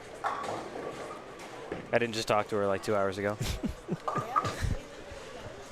So we do have the official tallies for Game 3. Sweet. Tang at plus 112. Marmolejo at plus 84. Brian Richardson at plus 71. Alec Johnson at plus 53. That's 4th. Sorel Cardenas 5th at plus 51. Robbie Patterson 6th at plus 36. Brett Wolf is 7th at plus 28. That's the number at the moment, with Joey Urell at plus 27. He's 8th. Matt Rife 9th, saving that 192 we were talking about. There's a switch to resin right there for Kyle. Rife again plus 23, and then 10th is Kevin Robertson at plus 12. Brian Shamber re-entry. He bowled this afternoon. He is at plus 2. Shamber was actually involved. He was in the mix for a minute. He just shot 265 to get himself back in a good position. Still plenty of time left. Front 7 now are 3 and 4.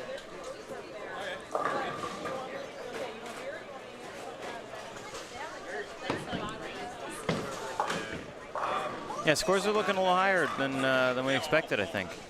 I would agree. I would completely agree. You know, conventional wisdom would say a lot of the good bowlers already made it. This is the 4th time now the pattern's been laid on top of itself. The center's already not the easiest.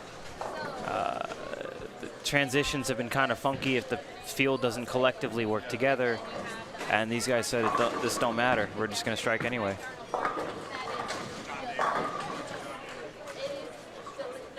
And throwing a lot of good strikes, or shots, excuse me, but resulting in good strikes as well. Just saw Darren Tang, of course, shoot 299. If you're just joining us, there's only been one 300-game shot in this tournament. This is the 3rd year. It belongs to Jason Lowry. We've had 2 attempts at it today within a game of one another. Robbie Patterson at the front 9 in game 2. Oh, that was a dirty 9-pin. Yeah, he's tough. He ends up shooting 275. And then Darren Tang leaves a 10-pin on the front 11 for 299. And now we've got a front 7 on 3 and 4. And I'll tell you who that is in just a second. It might be Matt Wright. That Lowry 300 was pretty sick, too. Didn't he go like cross like 4 times or something like that? Yeah, that was some. He got some breaks, but he took full advantage. Oh yeah, it was to like make the too. cut or something. Yeah, they were hard. They were hard. Yes, It wasn't to make like the cut. yeah, I mean that's insane. If I were to him, He aced every one in the 10. he did. I remember that. Yeah, that's Matt Rife, who Matt Rife had gutter spare.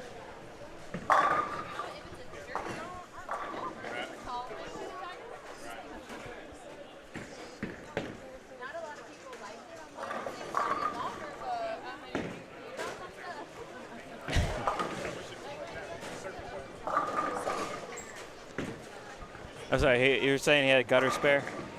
Right? Yeah, he had gutter spare, a couple opens, the first like 4 or 5 frames. He ends up back 6 or something like that for 193, saving that game. Oh, it's huge. And now he's got front 7. And let's see if he can get to front 8. That's got to hook a ton. That's not, yeah, it was a little greedy. Might get a, ooh, he almost got 2 breaks. So was he on a, did he get a Verapapa there? You said he bailed the other game out. Was that a Verapapa? Oh, he might have. Yeah, I can't remember if he struck on the fill. I would say he did. He definitely had the back 5 or at least 6 to save 190. There we go. So we got a Verapapa in the tournament. See if he'll give this a run here. He did. No count. I'll back over to 5 through 8. That bottom right corner there is 1 through 4. Pointer, he just had a, he started with the front 5 or 6. Same game that Darren Tang did his thing. That was on 9 and 10. Speaking of Corey. I really like how he's playing them. A little right to left shot like that. Just with little resin balls and a lower F rate. Is there a, was there a, in your opinion, right? What other ways could you have played the lanes? You can play them a few different ways, actually, I think. Okay. You can play even further out and play the Kegel 1 board. I think that's a bit aggressive, and I don't think you need to, but you can. You can lay it down at like 3-4 going into it. You can do that with resin staying out there. And then you got like the track shot, because there's like a portion of the field that's just playing like 8, 9, 10. And you can use that to kind of bump in. Or you can go either for the left than that and do what like Tez did at the end there. And just start with Urethane a little bit to the right of that, where he was kind of slow looping it around it. I think you can do that with stronger Urethanes, if you have the rev rate for it. But I think the pattern's pretty equitable. You can play it however you want. You just got to make shots doing it. Well, at the end of the day, execution always counts. Yeah, and seemingly the people that executed the best on each squad are the ones that are up there. It's not always that case, but in this tournament, I think it is. Oh, How many solid 8s are going to leave on this pair? that's 2. My God. That's actually might be the third one that I've seen overall on the pair today. Wow. Yeah. And there's been a couple others on some other pairs. Yeah, a lot of solid 8s. I think it's some of them are the rack. I think the 3 pin's a little tight on some of the racks.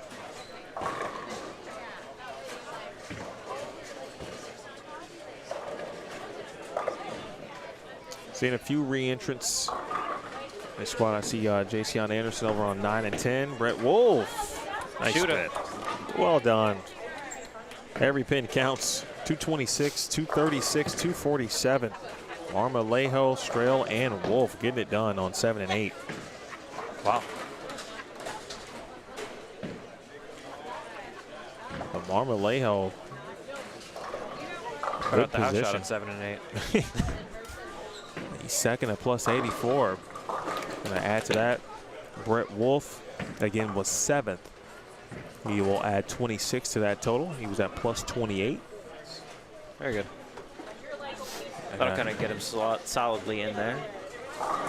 And I'm still trying to figure out where I watched Garrett Strail make match play. It was either here, I think at New the Mexico Open, or Asian. One I think or the the other. Ong he made the Okay. cut. It wasn't New Mexico. I don't think. Pointer. Almost certain it was the Ong.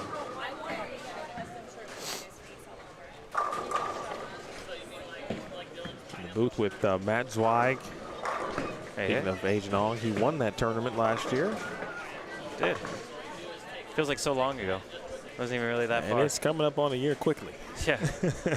I'll say. How would you describe your tour season? And I don't know how many events, the tour trials in your sites. Like what do you?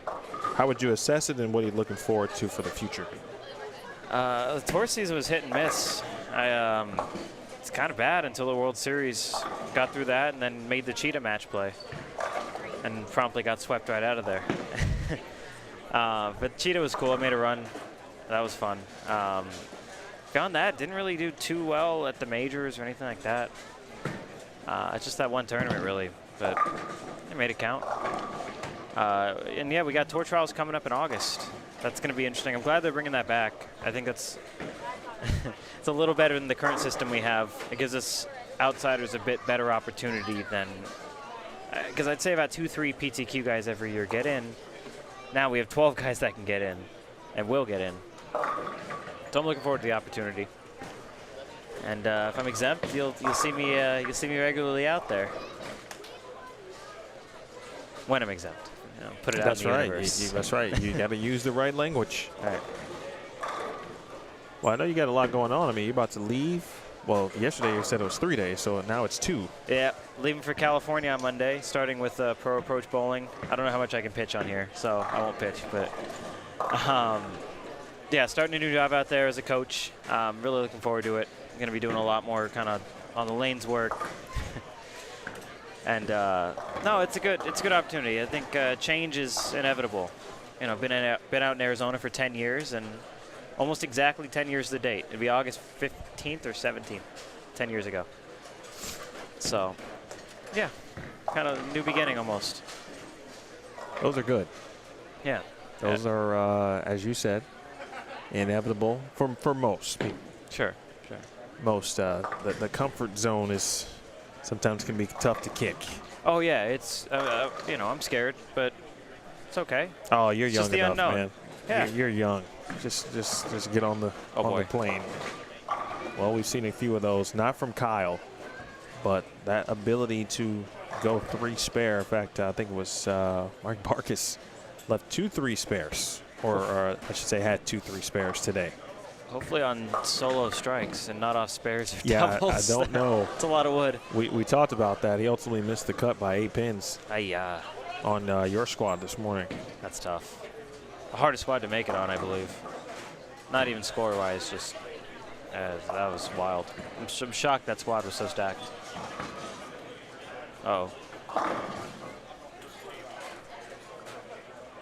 Yeah, that's tough.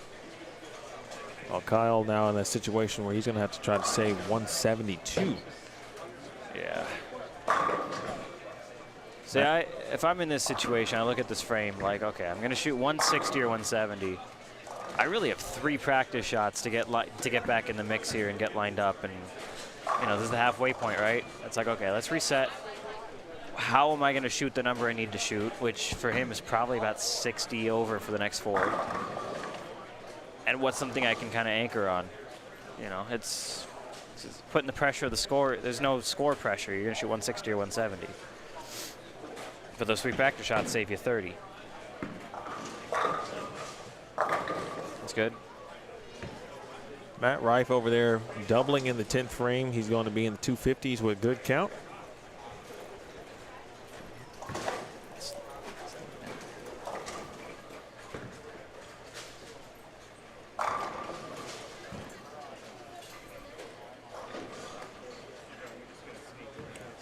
D-Tang and some of that crew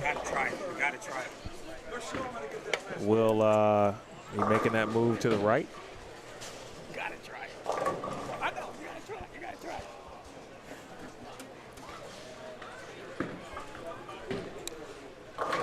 There you go. So you'll see Kyle try another ball here almost for sure.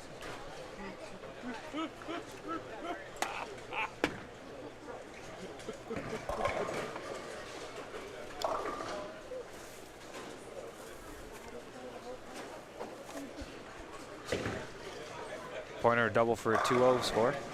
Appreciate Roland again. It's close. That's a really good game. Professional game right there. Those have been hard to come by. Yeah. Seems like there's more designs as it gets a little bit later and your angles get a bit more steeper. Start seeing those 3-4 combos pop out of nowhere. 2-6 combos.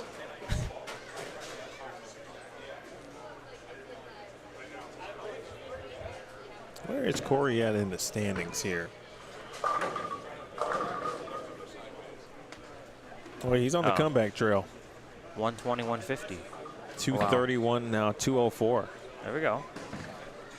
Well, again, we watched Aaron Yamamoto shoot 123 in game 1 and get to plus 24. And he got there. Yep. Wow.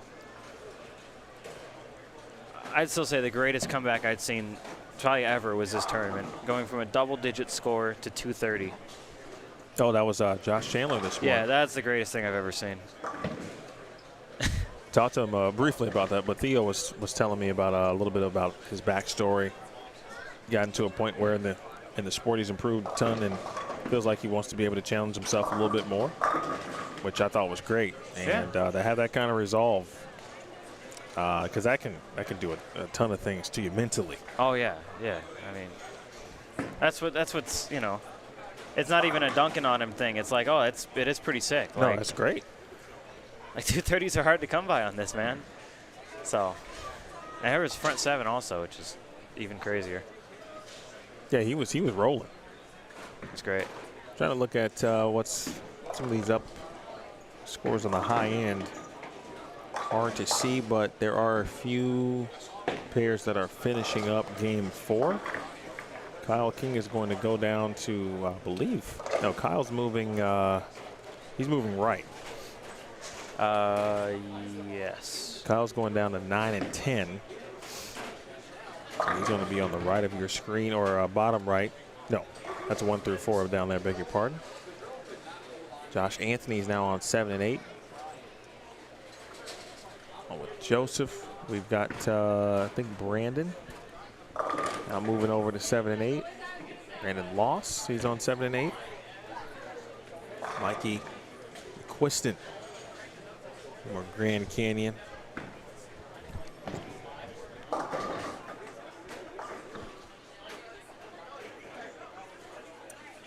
GCU in the building, representing.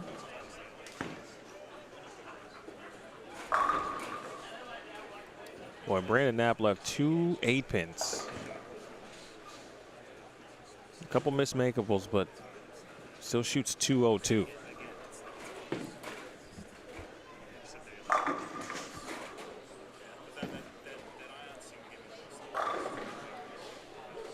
Now officially on this side of the building, we are into game 5.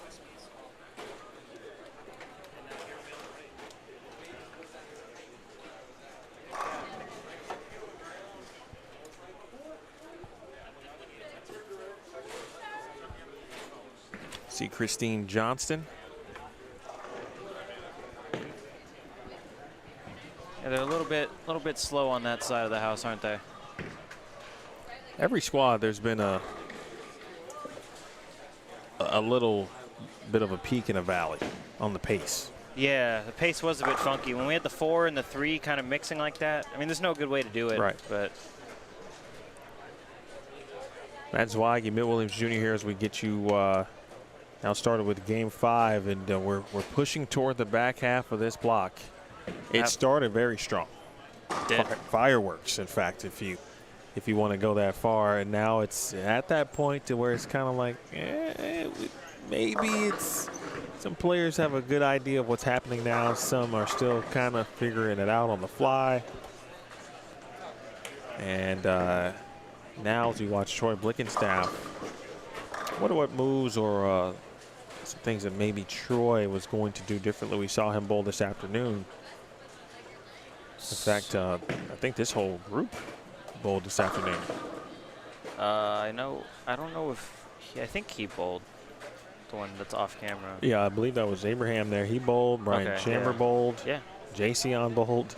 Yeah, I guess all 4 of them then. So Troy and I talked about game plan stuff. He thought straight was the right idea, and I agree with it. But I don't know if it was the ball, the speed. Some part of the matchup wasn't correct, and every time he got it right, it didn't just 2-pin or mixer. It would like wash out or miss that pin or 210. So it wasn't correct in some way. So he felt forced. It seemed like he was forced into resin, but the resin's too quick down lane, and his rev rate's real high, so it's real sensitive to it. So he's kind of like, do I throw the resin? Do I try to make the urethane work? Same kind of thing as Kyle in different ways. What do you think? I mean, is that a byproduct of what, or a combination of what at this point? Knowing, there's been 3 squads now bowled at this point. So, right. What's the byproduct and the mindset at this point that thinking about strategy, especially with the second half to go, and there's still plenty of time. As long as you're, not in a bad situation, of course, score-wise, but there is time.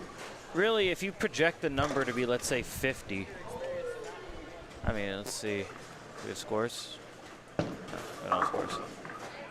Let's say it's 50. Even if you're one of these guys that, kind of where Felipe or Juan or Chris were at, where they're 40, 50 under, you only need 100. Shoot 250, you need 650. That sounds a little more digestible, especially later in the day. They get easier at the end. We've seen this on every squad. The game 8 scores through the roof every set. So, you'd like to think that you pencil yourself in for some big game in there. But if your strategy isn't correct at this point, you're running out of time. Because it's just hard. Obviously not necessarily hard because Darren threw an 11-bagger, but it's kind of hard to throw some doubles out there. Left and right lanes are different. This oil changes really fast. It's not really high volume. People are throwing it everywhere. It's hard to catch doubles in this cruel, cruel world. Nice spare. Oh, no. You kind of summed that up perfectly. It's hard to catch double. That's all this is. I mean, if the cut's 50 over, you got to find 6 doubles in 8 games, in theory. How did you learn to kind of look at scoring or just tournament bowling kind of in that? Where did you learn how to break them down in that sense to think about it in that way? By being a head case that thought of it the wrong way a lot of the times. I thought maybe I should think of this a little more positively. Let's make this a bit more digestible. So past experiences. Yeah, I mean, in all reality, the experience does help. Like, I'm a nutcase, but the experience helps. And understanding these are things that happen. Like, you know the cut's going to go up a certain manner, or you know that game 3 transition is going to slow. So you go 190, 190, you're like, okay, whatever. You know, these are things you learn with time to prevent the freak out. Because once you freak out and they're this hard, what good is going to happen? So if you're at least patient, you give your body a chance to execute what you want it to do. Whether it happens or not is, you know, it's your strategy really, but at least you give yourself a chance, right?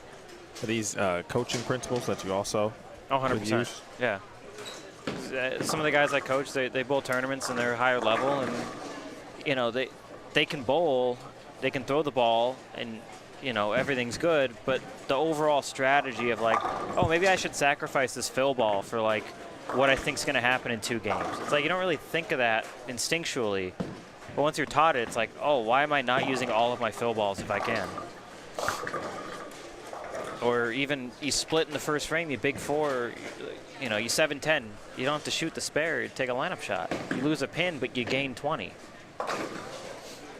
So stuff like that just comes from experience.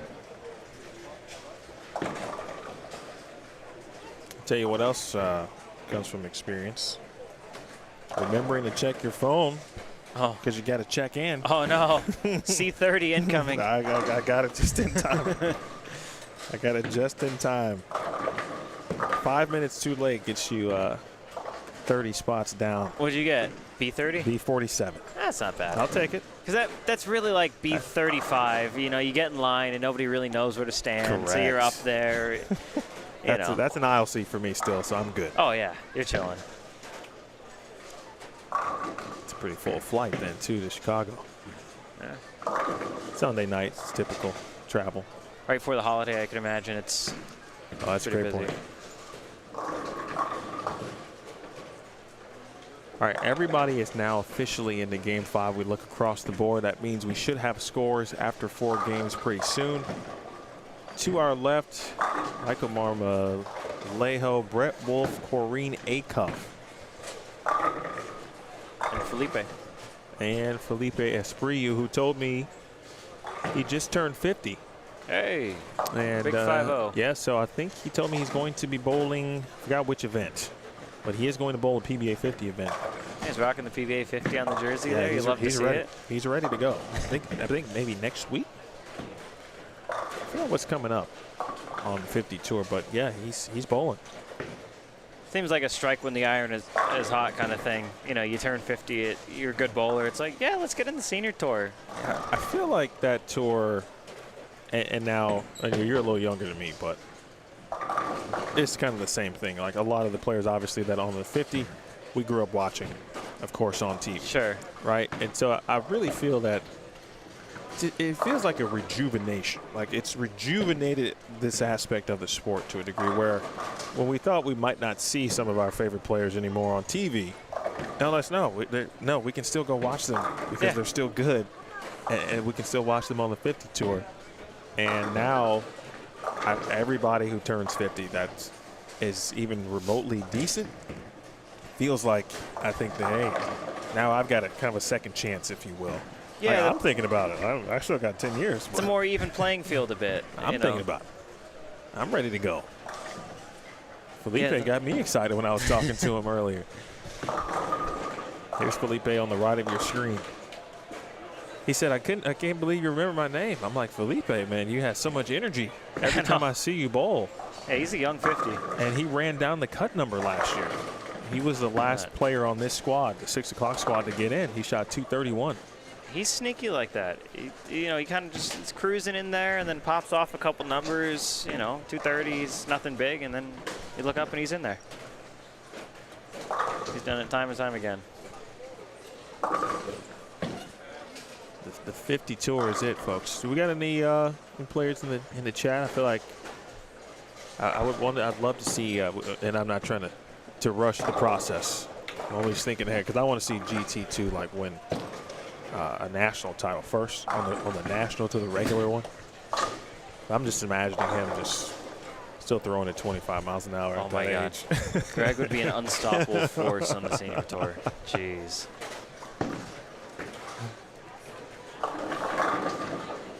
Pointer. This might be our kind of player to watch for the rest of the night. Corey Pointer. He's down on 1 and 2. Let's see. We'll click refresh. Come on, Theo. Oh, yeah.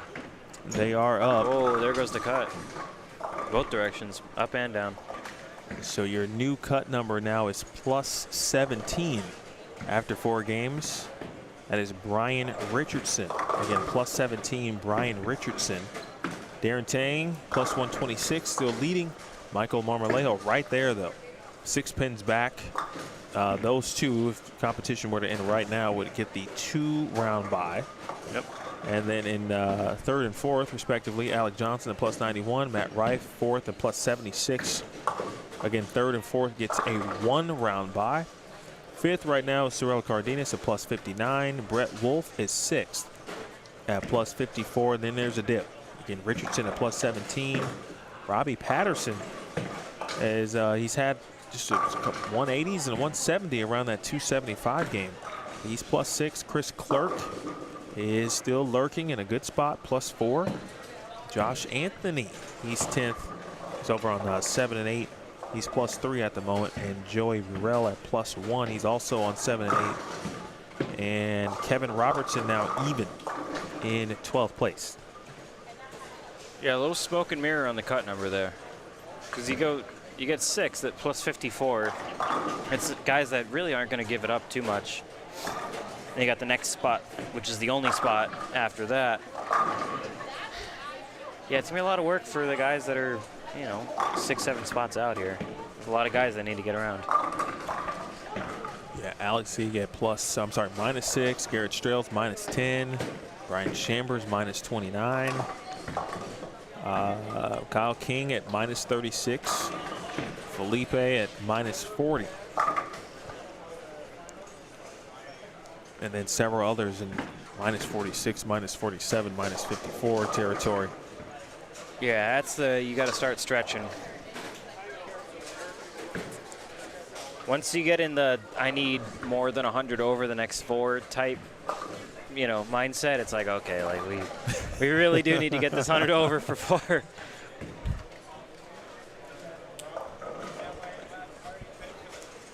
Good evening, Carl. Oh, sure, Steph. That's a really good question. I missed a couple of things. See Sean. Sean, great bowling again. Man, he was another player that ran it down. Yeah, he clutched up. Props to him. Steph, well, I'll ask Matt. We've had now 2 people kind of talk about that because they all bowled on the squad. Rana Cote bowled on the squad, so she also talked about it, of course, in the chat. But Matt Jones, I asked Michael Fitzgerald. She's talking about your squad. It seemed like the majority of the field kind of played in the same area to start. Yeah. Which helped the overall field and the scoring pace. Obviously, the talent was certainly there. Yeah. But there was still score to get later in the block. Right. Yeah, there was always score. It was, just a pair that you may have hit was no good, but beyond that, there's score. So when the players are breaking the lanes down together, there isn't necessarily a players meeting where we're all going to play 5. Although, but it's kind of like this unwritten, subconscious, subliminal agreement between all the players. If we realize that if we make the lanes bad by starting too far left or starting in the wrong part of the lane, like Brianna said, Brianna put it perfectly in the chat there. Nothing really gets better throughout the day, and we need something on a hard pattern. We need something to develop like a defined friction zone.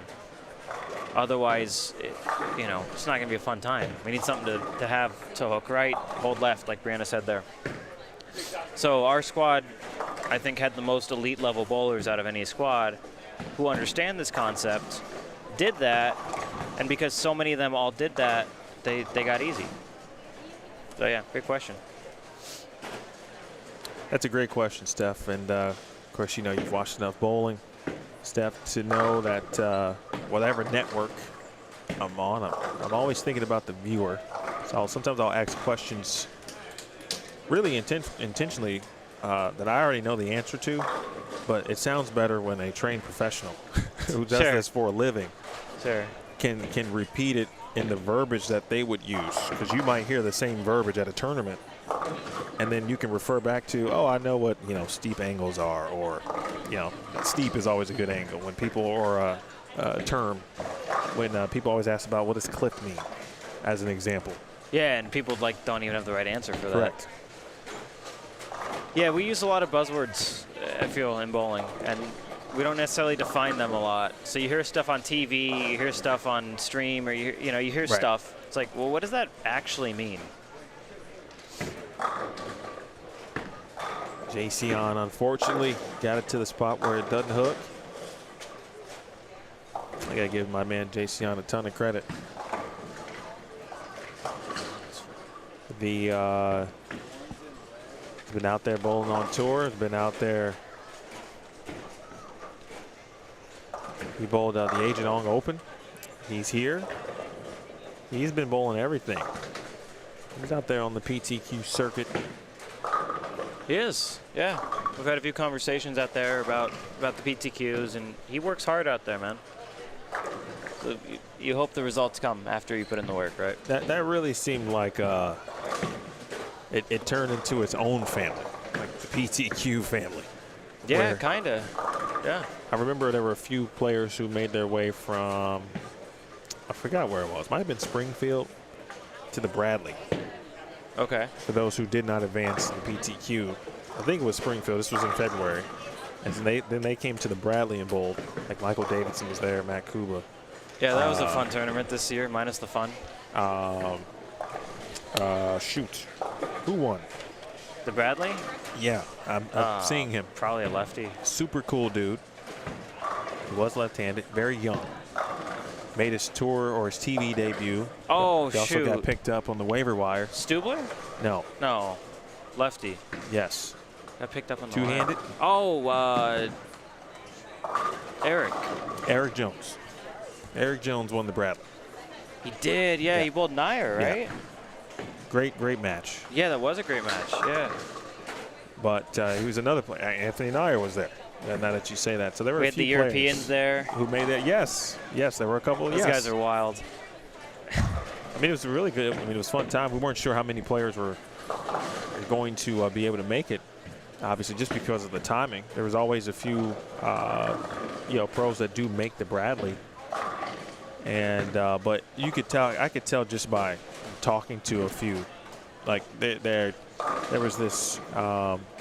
Like a not separate camaraderie, but it was like, all right, PTQ players who are there each and every week have turned into this kind of family because everybody's rooting on each other. Each person wants to see the others do well. Yeah, you kind of live a little bit through the other PTQ guys, like seeing Boog make the runs that he did.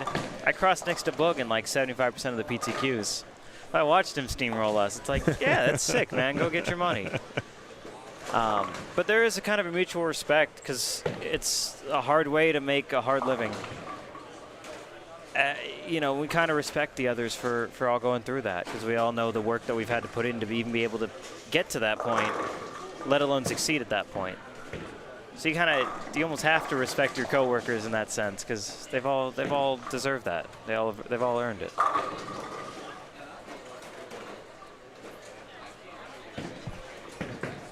And Kevin, yes, that is correct. Mixing plastic and urethane is not a good way to break these lanes down. Yeah, there was a little bit of that going on on Friday. Yeah, as that happened on one of my pairs, unfortunately. They got a little tight down lane a little fast. Oops. Speaking of big games, I see Brian Hernandez down on 11 and 12. Getting to the 240s. Yeah, Mike, I believe that was the top 4 in that tournament. Yeah, I think that was correct now that I'm thinking about it. Yeah, that's a sick 4. Bradley was just so different this year. It's like they took all the oil out of the fronts. Yeah, it was it's a little different. It seemed that there was a little bit of hook. I showed up with my screened Right. screened balls, and like, why are they hooking off the lane? This shouldn't happen. It's like, oh yeah, there's like a quarter the volume. It's a good one from Troy. Yeah, all of a sudden, Troy Yeah, that was laced. on a 4-bagger here.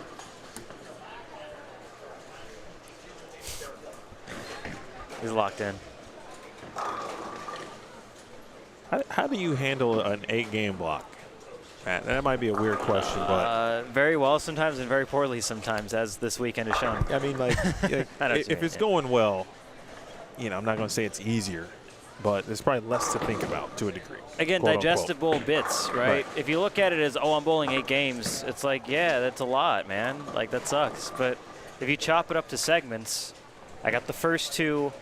I do it in segments of like 3. So I go the first 2, that's the fresh, just the first 2. Whether they play fresh or not, that's 2. And then it's like 3 and 3. It's like I got a transitionary block and then I got a late day block. So it's just small blocks for me. And I have goals targeting each kind of block. Okay. Of like, okay, on the fresh, I can't shoot below 190. Like, regardless of scoring, but it doesn't matter. But 190 will never take you out of a tournament. Even if they're high scoring, you'll get it at some point. Got that right.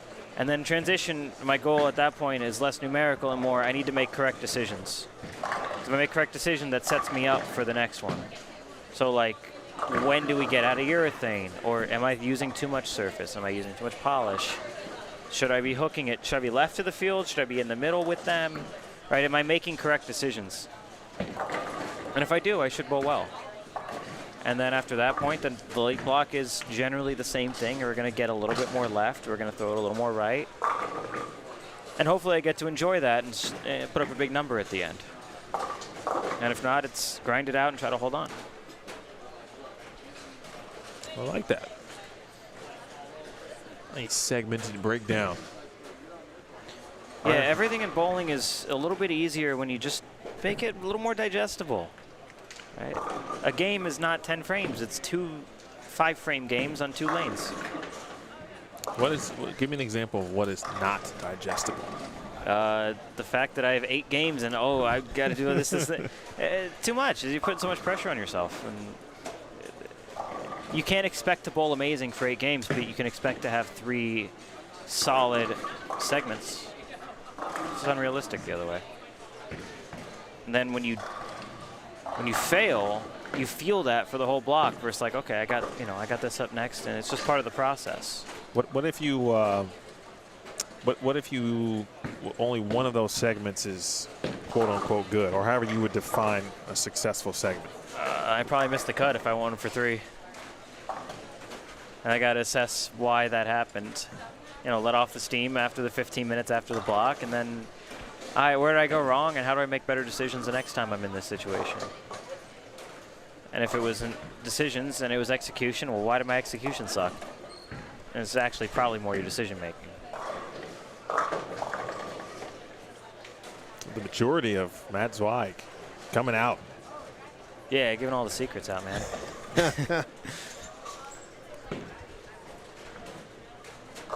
JC on, that's a good one. Yeah, the Kevin and Bree make good points there. You can't win the tournament game 1. Very true. That's a good example of not digestible. You can absolutely lose at game 1. I've seen that. It's funny, when I heard you've used digestible a couple of times, and whenever I hear the term, I just think, I have 2 kids, young kids. Yep. And I just instantly think about what they don't like to eat. Or what we would like them to eat, and they are not having it. They eat your Wheaties, man. Yeah, well, I mean, we could just start with vegetables for them. Yeah, no kidding. But veggies are nice. I don't know why why veggies get such a bad rap. It's just the kid rap, bro. Once you get out of it or get to the point where you taste that first vegetable, that's where I'm at with my oldest son. Okay. I just want him to taste the first one. Bro, just give him some baby carrots and like some hummus or something. That'd be killer. Getting faded on all these fist bumps, man. That's true, yeah. This is like I'm sticking around as far. I know I don't got the longest wingspan, but jeez, bro. You've been left hanging. There's another one. Solid 9 for Brett over there. Ooh, Troy just made that, but that's a herder. Yeah, you'd really like to be 240 there. I mean, you put yourself in a good opportunity. We'll go over to 1 through 4 here in a bit. We'll catch Brett's 10th frame. Brian Hernandez did finish with 243, by the way. Super random, but I know I brought up kids, but if anyone with kids, young kids or even older kids, you've got some experience and, you know, one thing you want to pass on so I can try to get my children to eat some vegetables. Fo, just have some baby carrots. That's all it is. Those things are amazing.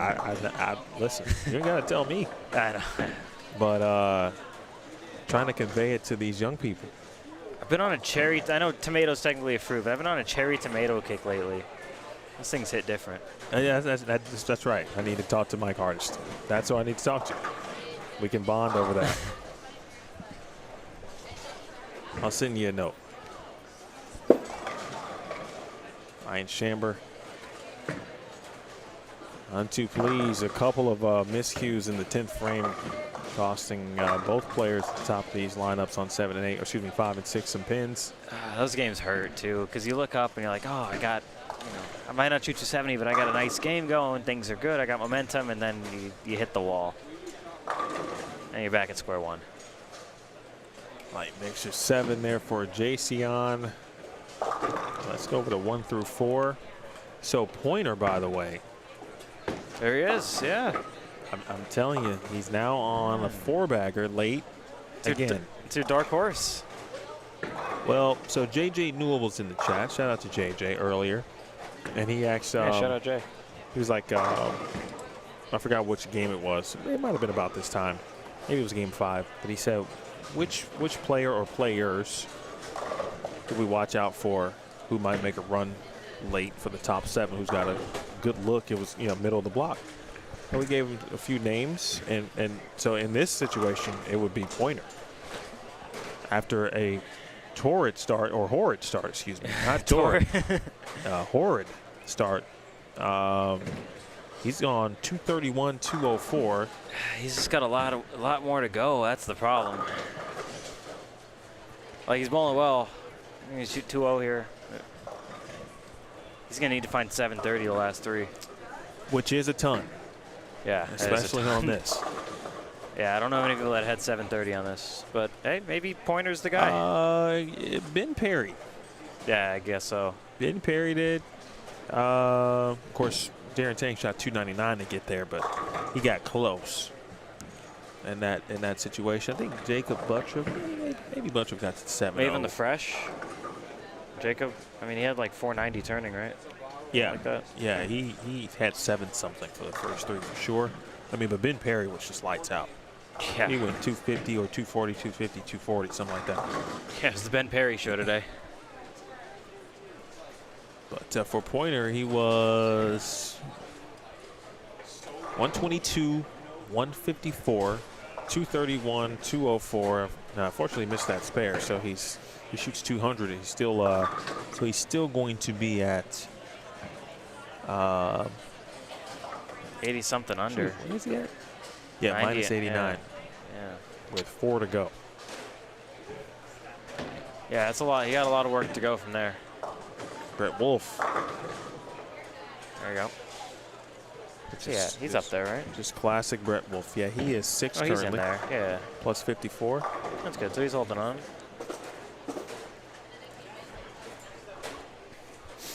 I didn't even know Clerk was bowling. I see he's in 9th. Yeah, he started actually on 5 and 6. Oh, he's right here. There he is. There he goes. That's cool. I didn't see him at all. Brian Richardson. Do we know what he shot? Not this game. Actually, he's still bowling. Oh, okay. He's down there. Yeah, he's on the high end. Let's see. They're still working through game. What That's game an interesting little block. I think we're going into 6. The brown screen is 6. Oh, my bad. My bad, people. I forgot to change the graphics. The first time I've done that all day. Haha. Of course, it would happen tonight. That's when you know I'm trying to make it through. Yeah. No, you were here at 5:30, man, or 6 or whenever you were Yeah, I was here. I mean, you were here pretty early. I was here. You know, I got to give a lot of credit to Lakeview. This bowling center is. Some bowling centers are just. Yeah, every center's got its own uniqueness, quirks, etc. Sure. Yeah, and from my vantage point, right, always looking at things like, you know, where's the nearest power outlet, or power outlets, right? Yeah. How far do I got to run, you know, XYZ cables? And there is power at almost every. There's a step down or two-step staircase that gets to the settee area, and where I'm setting up cameras essentially to, you know, get 4 lanes. There legit is a outlet right underneath in the carpet area, right? So small things like that save a ton of time. And so now it's like, well, maybe I'm gonna have to get there at 5:30 because I already took care of the hard work. Yep. I'll remove a few items, but this is such a great community, right? I can generally leave stuff up and not have to worry about that part. And so, you know, having an hour, being here an hour early as opposed to the extra 30. Oh, yeah. That goes a long way. That's like 3 alarms. It's like you know my phone very well. I went through 2 this morning, and I was like, all right, bro, you got to get up. Can't be pulling a 4-alarmer. 9 through 12 is already underway with Game 6. I was thinking we were a whole game behind. My bad, people. I apologize for that. Yeah, just looking over on those first shots. We got a 3-9, a washout, 3-6-10, and a miss head pin. So I think we're in the late transition here. Late transition. So yes. if, like, what It hasn't quite settled. It hasn't quite settled into like straight burn, but they're still transitioning in that sense. I guess the shape is still changing. Whereas once we get to a certain point, the shape doesn't really change. You're left, you're throwing it right, you're throwing it less right as you go, kind of thing. You know, that the lanes change, but they're settled. It doesn't, you know. Does that make sense? Yes. You know, a little depletion here won't change the whole structure of what you're bowling on. This is kind of the second point now where that's happened. Game 3 is the first, this is probably the second where, okay, we're now getting into that point. We're getting out of our transition stuff. We're getting into our late day stuff. And there's a lot of different terminology for stuff like that. That's just, you know, a different way to call it that.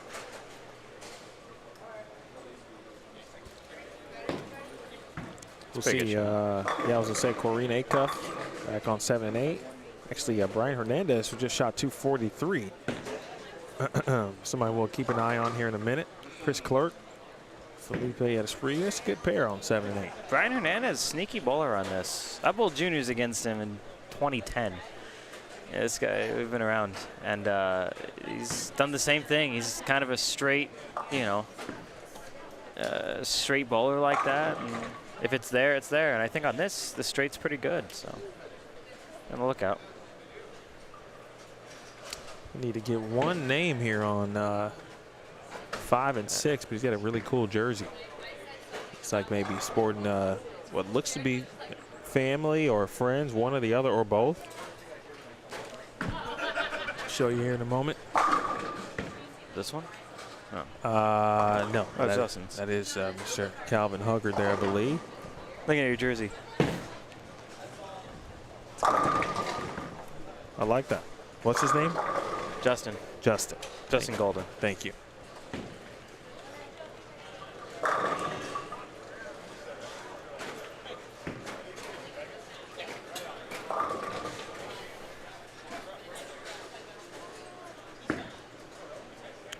We're in full-on power-through mode, folks. Yeah. The throat is letting me know. It's about that time, son. There's more talking to do tomorrow, too. About that time.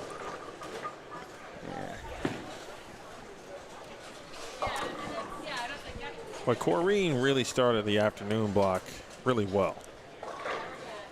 And I thought she was kind of back in that mode. Used to seeing Corrine. Looks like she had the right surface, especially on the fresh. and had some troubles in the block, but as most players have had, obviously, throughout the day. Yeah, Kareen runs into problems when she has to really get her angles open, but it's not like free, like a cheetah type free to throw it at. Like, you know, you got to get started early, but you're still going away from it. She's just a little spinny, so it's kind of hard for spinny and speed dominant. So it's really tough for a ball to make that, you know, to get slowed down early going across. A lot of times her ball just misses long right. You know, it's 2-pin, 210. Straight, it's really good, but, you know, she's kind of running into that issue both times she's bowled now. Where once she feels like she has to get away from it, the picture is not quite as clear. I don't know if it's a surface thing for her or a ball speed or whatever that, you know, that adjustment is, but we'll see. You know, Matt, I'm gonna make a funny joke. I love jokes. At your expense. Oh boy, my height? Yeah. So yesterday, I think you and GT maybe were either close by, nearby, talking to one another. Might have been on the same pair for a game. I can't remember. It might have been. Yeah, it was yesterday, definitely, because he bowled yesterday. And I just looked forward and I see you and then GT. And obviously, you obviously are your neck is tilted upward. Right? I'm not Greg's height. And so your mom was also watching at the time. So we, you know, Sure. mild joke, obviously, from the height perspective. Someone compared it to like the Aaron Judge, Jose Altuve height situation, right? So I like Shaq and Muggsy Bogues. Yes, so right. So I just know. So folks, we were both standing, and I just sat down in this high chair, and I know. and I was like, oh, that's cold, Lord. I'm like, That's oh, cold. I'm almost taller than Matt. Sitting. Oh yeah. I was outside talking to Justin earlier. I'm standing on one of those little curb, you know, when you park in the spot, it's got the whatever that thing's called. Median? Yeah. I'm standing on that, and I'm still looking up to Justin. I'm like, bro, that's insane. Like he's tall. He's very tall. But This same Justin here? yeah. Oh, he's got to be about 6'5", at least 6'4". Yeah. Sure. I'd say so. A cuff. Push. Yeah, see, then she feels like she has to force it in there, and it's not really hold. Did you see where Hernandez will end up here after our next set of standings? Brian was He's 80 under. 80 under, so that was a Yeah. much needed 240. Yeah, still got work, but, you know, that's a strikeable position from there. It should be updated, maybe? I just hit refresh. Oh, okay. Yeah. There is, again, the Theo high running end, around. couple frames now into, well, it looks like everybody's about on a good pace now. Yeah, pace kind of balances itself out occasionally. You know, once it gets so far out of line, it's like you're holding up the whole joint. Like everyone kind of has to work together on that. And that's not necessarily fault to the bowlers. Just sometimes there's 3 on a lane and sometimes there's 4. Chris Clerk was +4 after 4 games. He's a shot maker. I could see him. It makes sense he'd bowl well on this. Not real flashy, you know, not the highest rev rate, the highest speed, anything like that, but just a grinder, consistent bowler. Oh yeah, that'll come up good.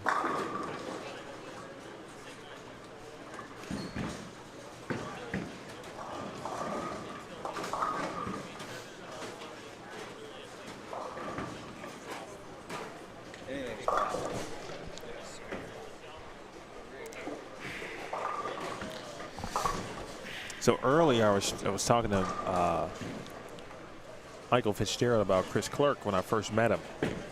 That was in 2011. I was working the Open Championships. It might have been 2010. I don't remember, but they bowled extremely well. I believe they took home the team all events eagle. And I was trying to remember which who else was on the team. And it was Chris Clerk. This was like Kyle King was like a rookie. It was like his first time bowling the Open Championships. Yeah, he wasn't even in college yet at this point, was he? 2011? He might. It's close. He might have been in potentially. Yeah, maybe freshman year, if anything, then. But Yeah, he was young. like young. And so it's Kyle Kane, Chris Clerk, Andrew Kane, Lee Sherwint, and Adam Ishman. That's a wild team. What did they shoot? 10,283. Oh my God. And I'm almost positive that held on to win. Correct me if I'm wrong. That had somebody to in the have. chat. Who beat 10-3? No one then. Yeah. Pretty sure. I don't think anyone this year. They're easier. Well, so last night, or 2 nights ago, I don't remember, but Higgy's Aquarium took the team all events. Saw that. Yeah, they mauled them. Low set on the team was 2,000. Now that's impressive. Yeah, I'm wondering if that's a record. If there's ever been a 2,000 plus team. So I appreciate that, Sean and KJ. KJ, were you in that group? I mean, I have to assume you were, but I don't remember. But that was my first time really like actually getting to know Chris. Like I knew Andrew. Funny thing, so Andrew's wife, Jen, used to go to Lindenwood, which is where I went to school. But our paths did not cross. I was like 1 year after she graduated. But Yeah, okay. Andrew and I always knew we kind of had that small thing in common from that perspective. So, and I think he was also involved from a USBC perspective at that time too. And of course, he has been for a while. Yeah. But I just remember those dudes just, putting strikes together, doubles and singles. Not easy to do, right? You bowled Open Championships, I'm sure, multiple times. You're about to bowl, or have you already bowled? I just finished, actually. Just finished. Just got back a couple days ago. Got it pretty good this year.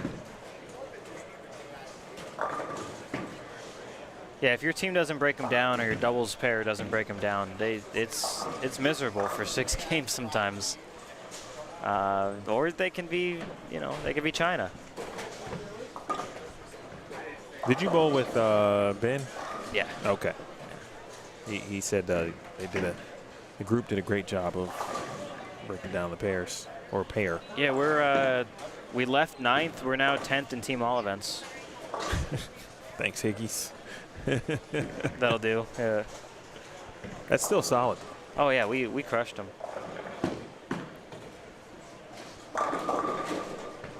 To put the additional context in case someone's wondering, hey, how did you meet them? I was working at the Open Championships at that point. That was my first job in the industry. Started in 2010. I worked in 2011 and in 2012. So a lot of the memories I have of, again, players like Chris Clerk and others originated from the Open Championships. It's crazy how life works, and of course in bowling. You just meet or see different people in various points in their bowling careers, and you just go back to when you first met them, or been following the progress since then. Yeah, yeah. Especially with social media now too, you can really keep up with these guys, Right. and meet people. Let's say New Mexico Open. It's like I won't see you guys till next year, but it's cool to see on Facebook and see what you're up to. It's like high school. Clerk shot 300 too, by the way, at the Open Championships also. Oh, that's it? Just 300? Yeah, not in a different year though. It's the highest score you can shoot. 2010, he shot 300 there too. That was in 2010. 256, yeah. So back-to-back pretty good years then. 300, 747. I probably helped write the story for Chris Clerk, so that's probably why I remember him first. Yep, and we'll never forget it. Yeah, he's been around for a minute and doing a lot of good bowling. So Refresh on scores. Oh, Theo, Uh-oh. bringing us down, man. Well, he probably had to take a little time to eat. Oh, I'm sure. Dinner is important. It's all good. I'm not the one pressed for the number. The field is. Well, folks, if you're looking for more bowling as we approach midnight on the Eastern time zone, and for those of you who are watching that time zone, thank you. I know the numbers have dwindled a little bit, and I'm sure we've had some folks have had to call it a night, and I respect that. But don't worry, because if you still want to watch bowling, we've got a Desperado Oh yeah, that's gonna be chaos. to get through. It's kind of a fun, in a weird way, 2-game spread. Yeah, it's cool. It's much more fun to be watching it than be bowling it. That's for sure. 100%. I've been on both sides of that. It's, yeah. The mindset behind that is it's a little different. You can't really break that one up. You got to just go guns blazing for 20 frames and just pray they fell See what for happens. you. Yeah. Strategy goes a little bit more out the window. But I think the biggest key for something like that, though, is committing.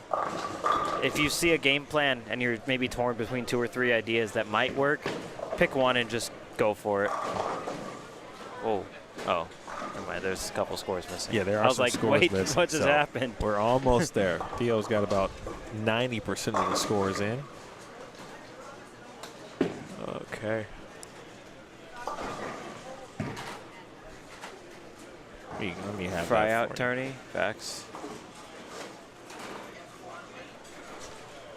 In case someone hasn't seen the standings, and we've been referencing it, of course, so they haven't had it up. Let's go ahead and pin that. Rep, you were 2 minutes ago. I think It was you pinned 11:58. Fry out tourney. Oh, I did. That's funny.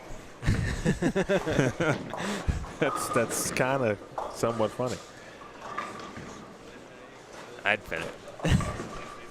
I did funny. want to pin the standings. I was telling this story yesterday about when you add a new comment in the chat, the emoji aspects of this, as you can see right here, right, gets in the way of the actual Oh yeah, that is a bit. menu, so it gets a little difficult to.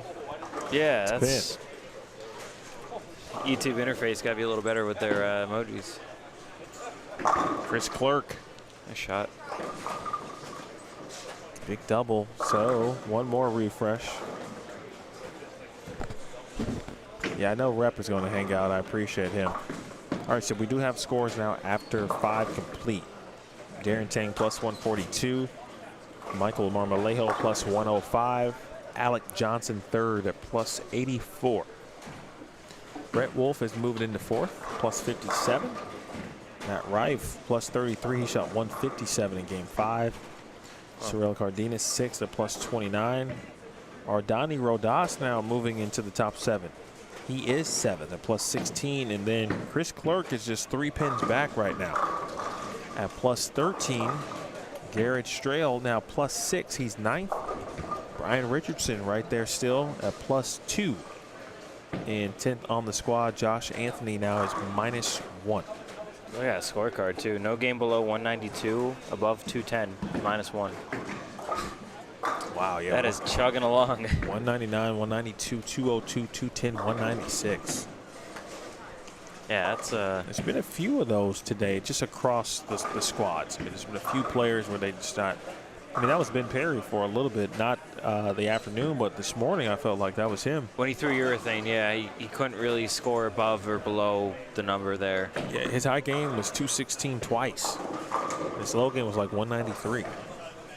Yeah, I mean, he was playing him in a manner too, to where if he got it close, it just didn't split, and that was the key. There's no one here who's going to outstrike everyone else. Even Darren with 299 has 43 over those other 4 games. Not like he's running away with it.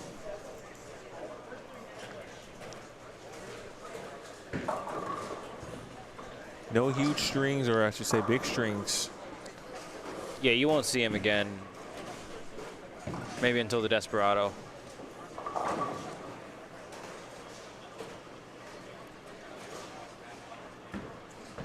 Now on the so the Desperado, right? It's on the burn, folks. By the way, so if you're Yes. curious about that, Clerk again. It's on the burn. No re-oil for that. So, and, you know, watching this squad, if you feel like you're bowling the squad A, and your look maybe gets a little better, or at least you feel confident in bowling the Desperado based on how you finished, then I think it's, you know, hey, go put your money in and go take a chance. I think there's a bit of sunk cost fallacy a bit with it too. You're in for 285, you're in for one. It's like, okay, I'm in for 100 more. Like, let's go.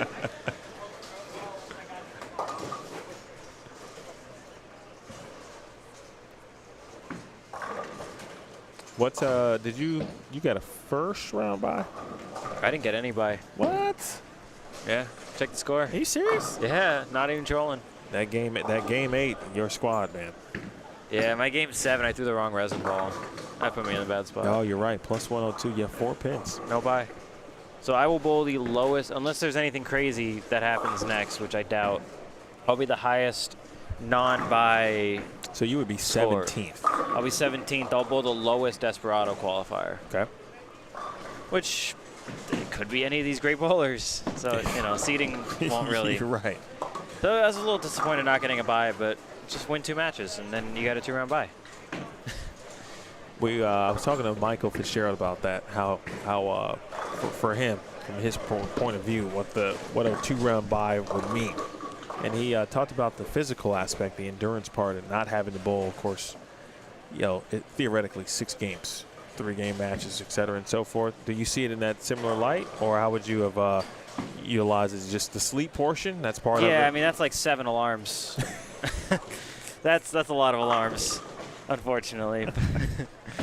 No, I mean, look, I love to sleep in. If I could get a night's sleep in before a tournament, whew, game on. And then there's just like the coin flip factor of it. Like, let's just say a bowler is, let's say, 55% versus a certain bowler, or any bowler they bowl, right? If you flip a coin enough times, it's going to land on heads instead of tails. You know, it just makes it tougher.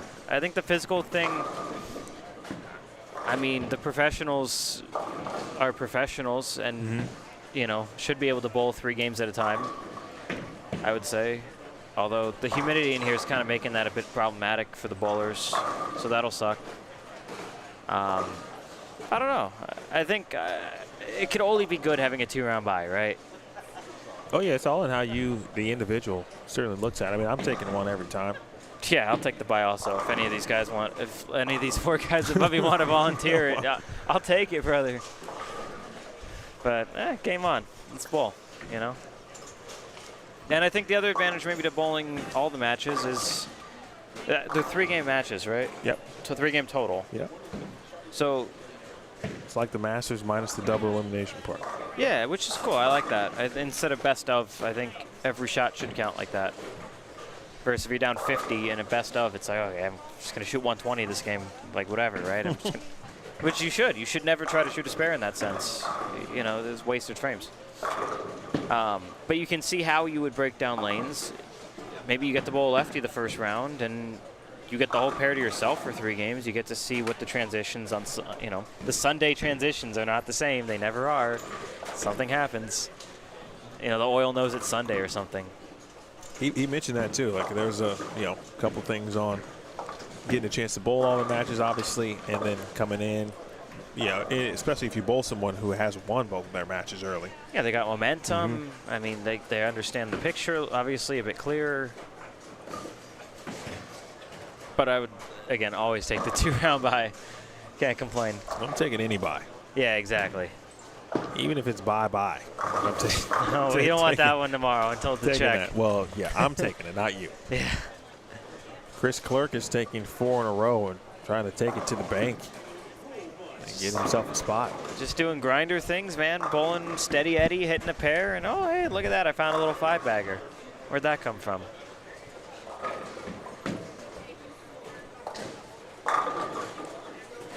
Couple pairs finished with game 6 on the high end. What's Kyle doing over there? Speaking of sleeping. It's like 2-0. Yeah, what time? 4-9. Oh, no. Where's he at? Kyle, he just 4-9 to the 9. 13 and 14? Yeah, he did. Yeah, 190 pace. Well, he's at minus 21. Yeah, it's still be at 2 30 under left. Roughly. If he doubles, he's at 20 maybe. And a little bit of help.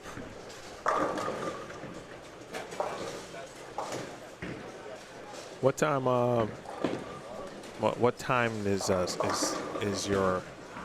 sleep for you tonight? What time do you need to set the alarm? Yeah. About 45 minutes after I get out of this booth, because I'm zipping out of here and going right to sleep. Okay. Well, I mean, whenever you need to. No, you're good. Okay. If I need to leave, I'll let you know. But I'm enjoying my time. I don't want to. I don't want to be the cause of any 7 alarm situations. No, you're good, brother. All good. Got to value my meal quality time. You know, Well, I I don't get appreciate this. I don't that. get this every day. I appreciate that. Sound like my wife because I spend so much time on the road.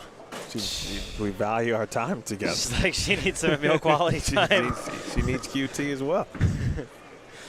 Oh boy.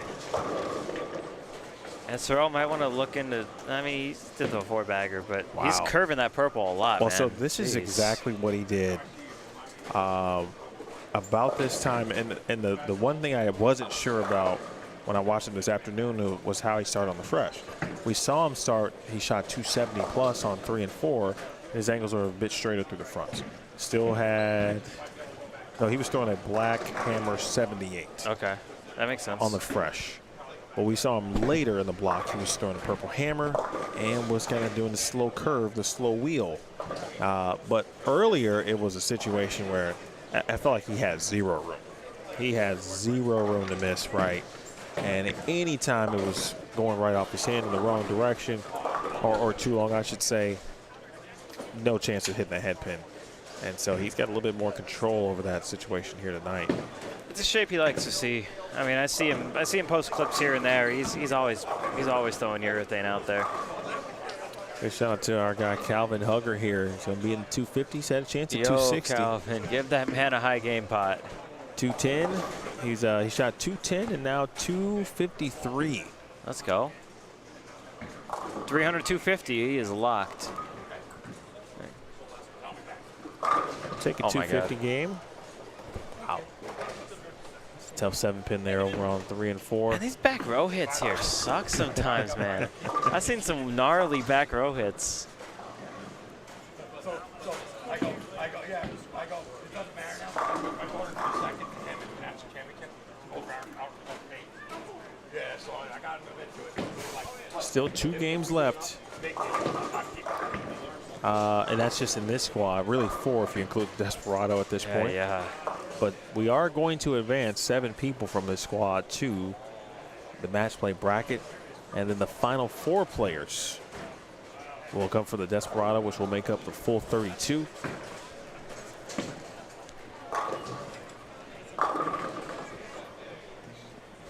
At this point, I don't even know. Great shot there Yeah, it was aced. from Corrine, but I don't even know what we're looking for.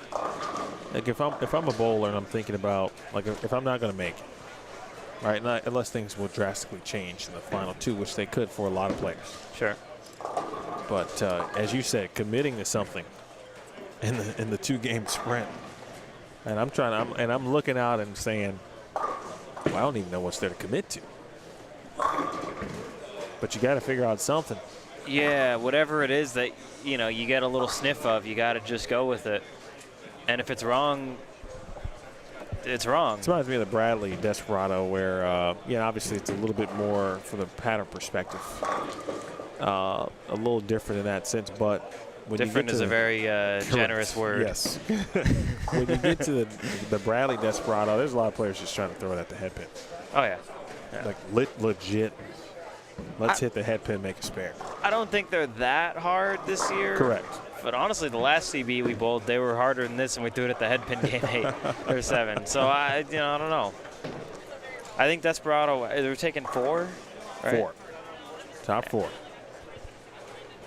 Man, I think if you can go 20, if you can go 30 over for those 2, you got to feel pretty good about it. That's probably getting you in. Give me 22 over. Screw it. I don't take have 22 the, over. I was hoping we had the standings for the Desperado for last year on Tournament Bowl, but I don't think they're not there. Yeah, I didn't see that the other day when I was looking for that stuff. But I think 20, 30, somewhere in the teens. I'm trying to remember what the tie was last year, or the first 2 years for that matter. Oh, I think I would even take the over on my own number because everyone's going to get practice on the pair. That's true. The lanes are going to be pretty open by then. And then you're going to get, let's just say, 5 minutes of practice on that. Like, at some point, you got, like, there's going to be people that still won't get lined up to it. Right. There's going to be a lot more guys that, like, oh, let me just get lined up to it. And then they shoot 230 the first game. Brandon Loss just wrapped a 10-pin on lane 4. Still 223 out there. You can see him in the bottom right of your screen. See, how do I don't want to start clicking around all your stuff. Appreciate that. Yeah. Brandon, loss. The other loss. Oh, no. All right, he's having a tough evening. Yeah, that's tough. All right, he's not sweating it. Holmes. Matthew Holmes, still like the no thumb one-handed. It's a nice, for me, this is my opinion, nice change of pace. Haven't seen any one-handed no thumbers in a while, especially to be pretty young doing it. Yeah, you got to be strong to do it. If you don't have the upper body strength, you just can't get it down lane. That's why you only see like Doherty. Mike Miller did it back in the day. He was, he's a strong guy. Yeah. Not many. Chris Clerk, 4-pin. Spare strike get him to 223. And that would move him as he makes the spare to plus 36. There's DeMarco. She started well tonight. She started very well on Friday during A Squad. She had one bad game. And, I mean, it's been the situation for a lot of players in this tournament so far. It's been one bad game for a lot of players that have been the difference in advancing in their respective squad at the time. Yeah, and the problem with that one bad game, too, it's like you shoot 150, right? It's like, oh, I shot 150. That's 6 doubles now that you got to make back up. 6 doubles.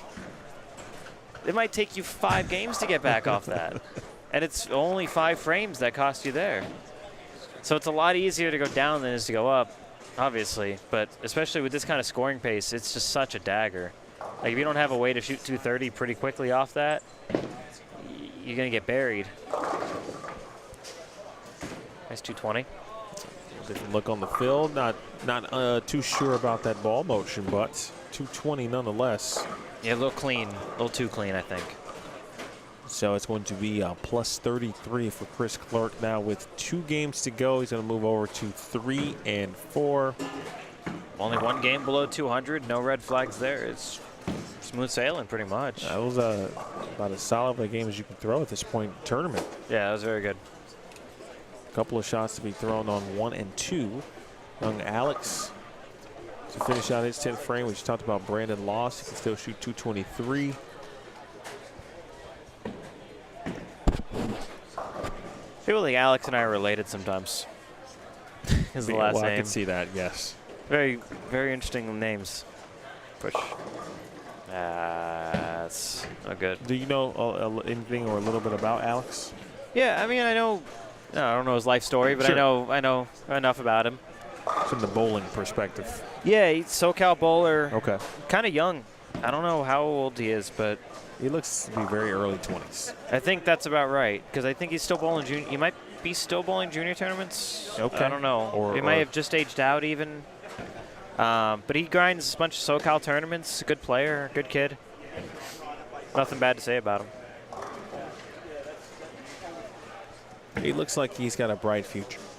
I like the way he's throwing some really good shots here. Yeah, he's a student of the game. He wants to learn. I think that goes a long way. Nice finish for Brandon Loss. Us. And then we move over to into game 7. We got one of our top guys coming in. We got Alec Johnson coming in. It looks like 1 and 2.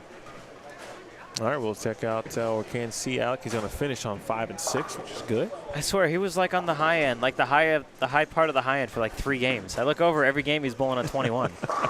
Like, dude, when are you gonna make the turn? Well, we almost or 20, whatever it is. Yeah, well, so we went down to 22. Yeah, we didn't have 21, but it looked like he was just on the same pair for 3 games. From this angle, everybody down there looks like they're bowling on 21. Yeah, they look like they're so far away, dude. It's not even a big house. It's 24 lanes.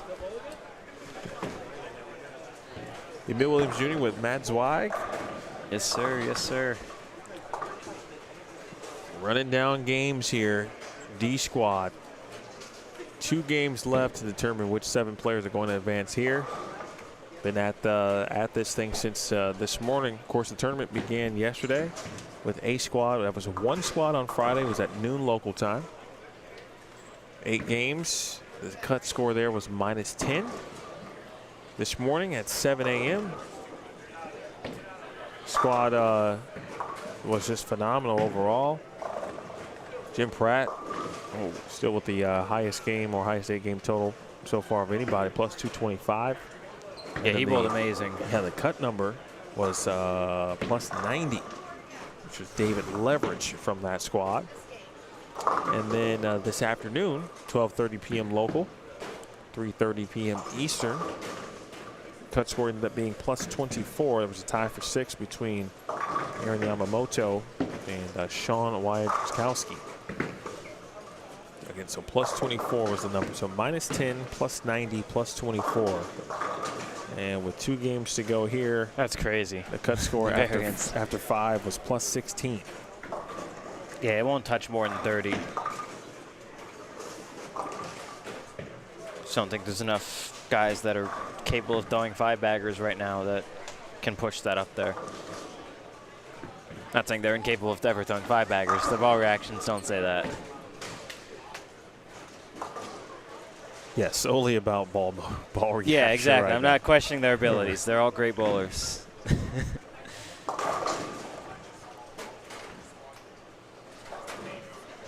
Darren Tang, he is on 13 and 14, I believe. Yep.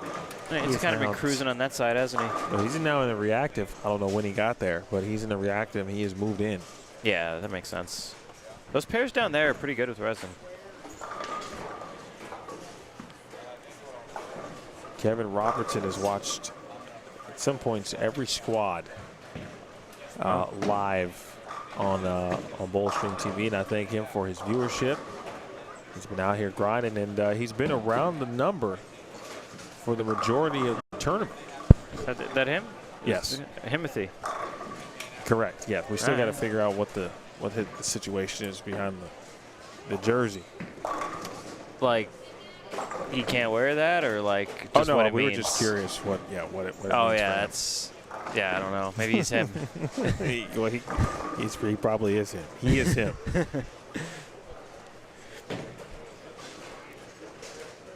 I wish we could wear name shirts like that on tour, with just whatever you want on it. Well, I mean, you'd have to Or have like a nickname. some No, kind within. of rule. Sure. Nope. Nothing silly like that. But, you know, if I want to put Himothy on the back of my jersey, it doesn't offend anyone. It's not vulgar. Right. Let me put a nickname on there or something. Well, it's just like was the NBA or MLB? I think it was MLB, where they had like a nickname, like not like Jersey Night. Like it's like one point in the season where everyone wore a jersey that had their nickname. Huh. I remember this because I'm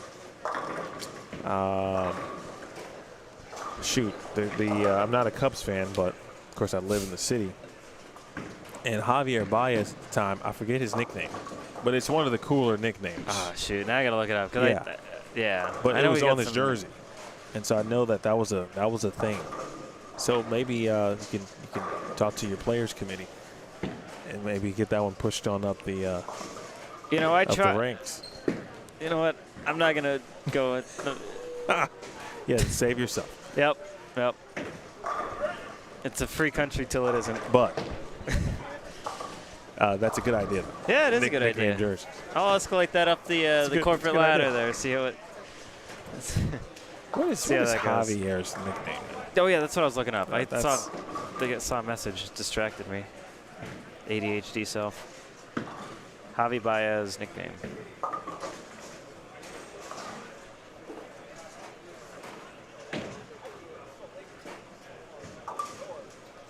Is that it? Yes, El Mago. I almost said El Mango. Yep. El Mago. That was it. Yeah, like that'd be baller to put that on the back of a jersey. I don't even know what that means, but it sounds cool. So that was a thing in the MLB.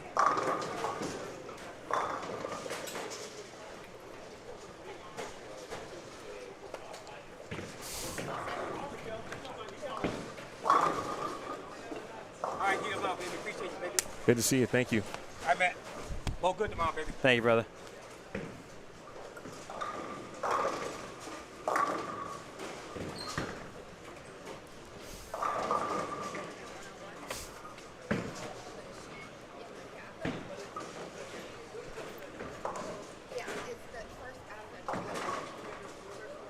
We're now at that point to where just looking across the building. It is strings, some strings of opens, some strings of strikes, strings of spares. Everyone's stringing them.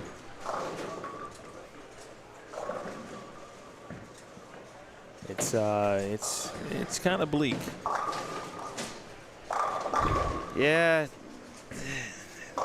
it's tough because once you're in like that 40 pins out mode, like you're like, oh, okay, now I gotta chase it, and then you make worse decisions. You make higher variance decisions that when they don't work, you look like a fool. When they work, you know, you shoot 300 to make the cut.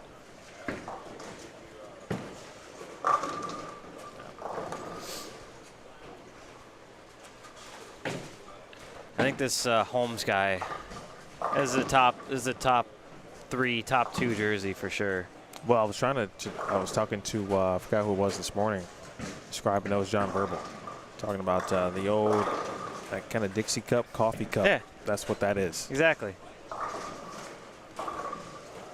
I remember when I see that logo, I got a memory of whenever I go to my grandparents' house.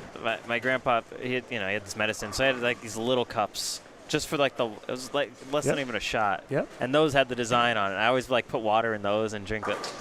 The old Dixie cups. When I see that, I think of that. Chris Clerk just went, not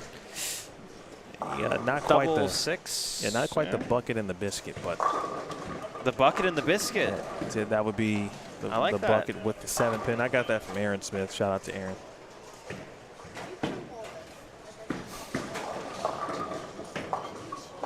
Folks trying to hold on at this point. I like the half a loaf on the left 5.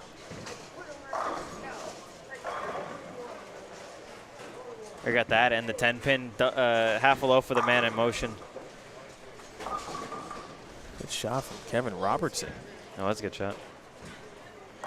He's trying to hang on too. We'll refresh in a moment. There's always that one squad where you feel like you just don't know what's going to happen, how it's going to unfold at the end. The last 2 squads, or the first 2, I should say, today, there were 5 to 7 players, maybe 5 to 8 players in each squad in game 8 that had a chance to be in the top 7. And vie for certainly the 7th spot, and in some cases, like this afternoon, the final 2 spots. We'll see what the situation is going to be in a moment. 1 and 2, we got Sorrell with front 6. And there is a spare 5-bagger alert as well on 13 and 14.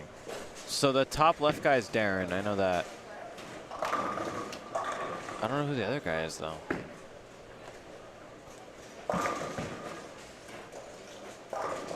It's the guy in the gray shirt.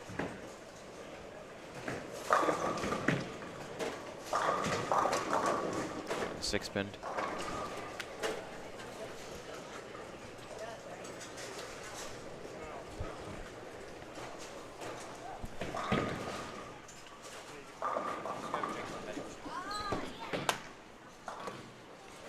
Michael RC. Good cover there. Handling business.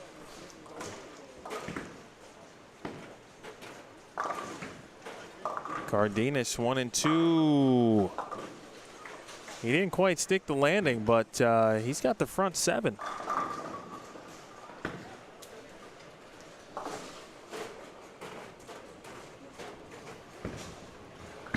He and Alec Johnson down there, 2 players who are currently inside the number.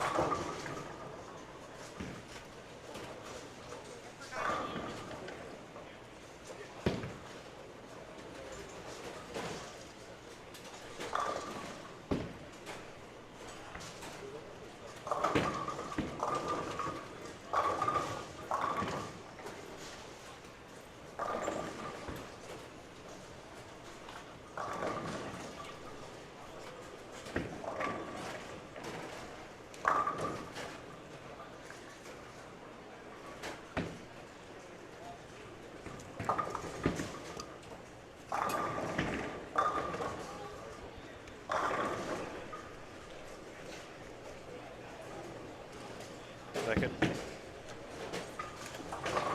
Keep going a little bit. Yeah, go. So fun fact, this vending machine gives out change in dollar coins. Oh, how about that? Yeah, it's pretty cool. You're gonna keep said coins? Oh yeah.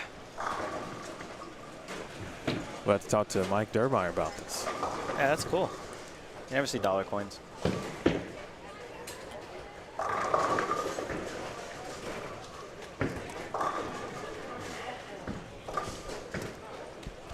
So what do we got here? We got Sorrell in front 7 now. Oh, it's going down.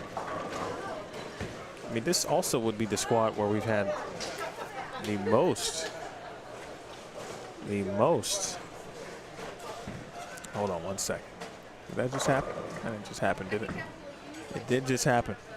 Oh, we get cut off? No, I think Michael Larcy just, he might owe a round. Might owe some beverages. I think that just went down. Oh, no. Just as the 2-pin did not go down, unfortunately, for Sorrell Cardenas. Ron Schloss. Well, I was expecting my man Ron to be near the top. Where is Mr. Schloss here? You gotta keep going.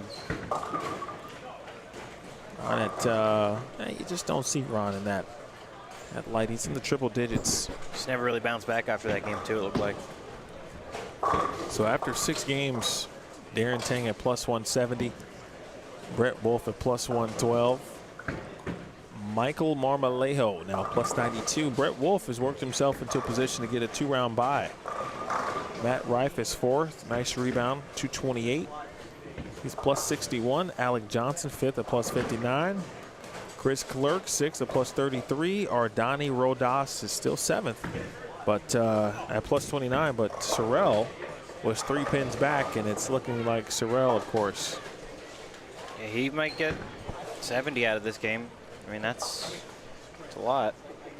It might be, at this point, all he needs. Yeah, that'll pretty much lock him at that point. Once it's locked. I haven't seen Rife throw a shot. I don't know where he is. He definitely moved down to the high end. Yeah. In fact, he was crossing with Darren Tang, I'm pretty sure. Oh, okay. Makes sense.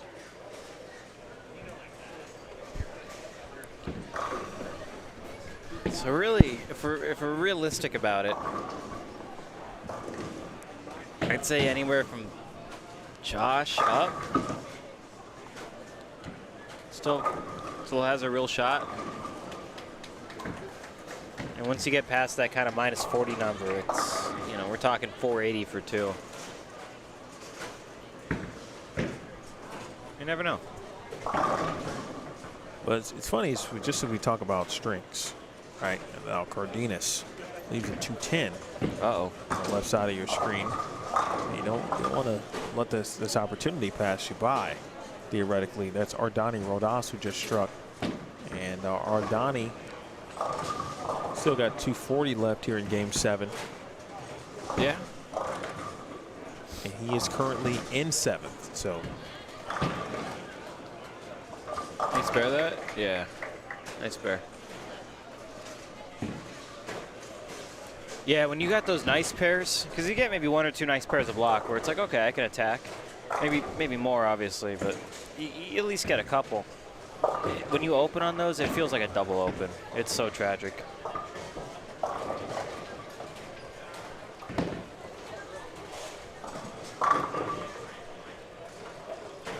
Guy Ron striking to the right there. We'll keep it here to see Sorrell's 10th frame. Alec Johnson just got a very nice break.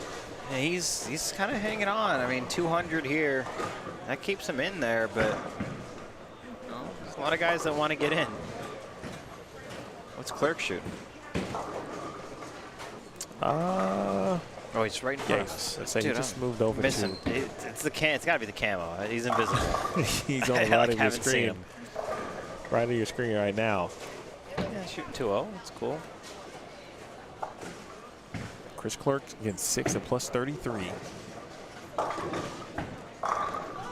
he's working. A lot of folks just trying to maintain right now. And Cardenas made that split, by the way. Yeah, he picked it clean, too. Almost as clean as that big 4 spare. Seen that earlier. Yeah, that was from Hunter Mays this morning. Yeah, so I looked down at my phone the second he shot it, missed it, Watch the replay back. It was like that was the easiest 6 spare I've ever seen. He just made it like it was a bucket. Cardenas with the first one in the 10th puts him in the 250s. It's important. Next one's gravy.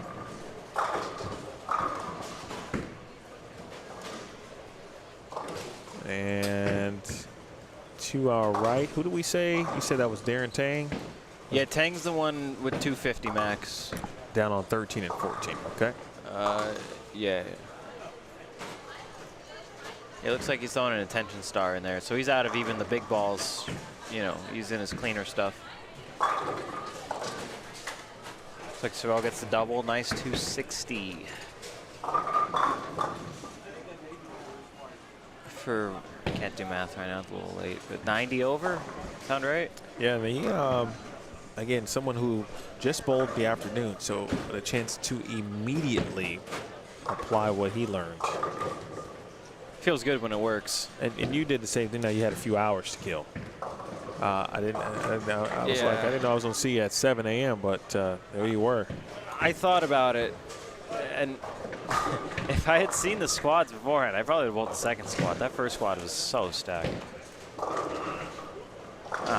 But I figured this squad would not be a good one to bowl. I just thought it's too random. There's chaos, there's a lot of bowlers, a lot of unsure, a lot of chasing. And I heard there's more entries in the middle squad, so I kind of reversed it backwards. I was like, this is going to suck, but am I going to lose enough pins waking up early versus like the fact that I'm going to be able to get pins on that block? And I said, all right, let's just suck it up, man. You got to bowl. Cardenas now plus 93. Yeah, that's good. Yeah, he just needs to avoid a disaster. Chris Silva.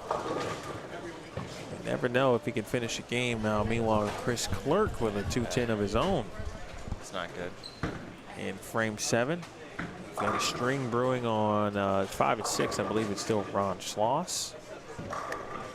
We'll keep an eye on Brian Richardson. He was hanging out at +2 in 9th place. I think the best he can do right now is 185. He's over on 9 and 10. +2, you got to be attacking. 180's not quite going to do it. Silva now with a 3-6-10.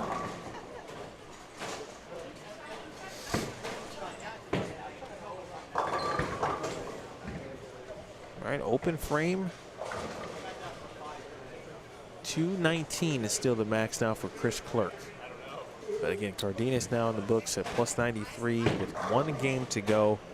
That puts him theoretically in the Darren Tang. Well, really, realistically now, Darren just got the first one at 10, so he's in the 240. So puts Cardenas in the Brett Wolf territory and the Michael Marmolejo territory. Really, we're kind of looking at a battle between Chris and Ardani for that last spot, because Alex safe. I mean, he shot 200. He should be okay. These guys aren't putting up a number to push that. And I don't know what Strell's doing, but I mean, he's 40 back of that. He's down on the high end, I believe, as well. Speaking of Garrett. And all the relevant numbers are down there. Actually, no, he just he's either on 1 and 2 or just making his way down to 1 and 2. Okay. But he is currently on 1 and 2, and I think he is awaiting the players who are going to maybe join him on that pair. So Yeah, we'll be able to see him. That makes sense.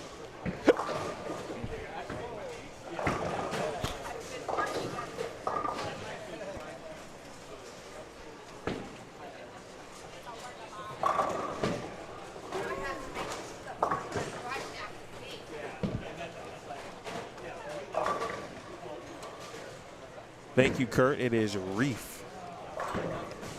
Oh, we've been saying it wrong the whole time. Appreciate that.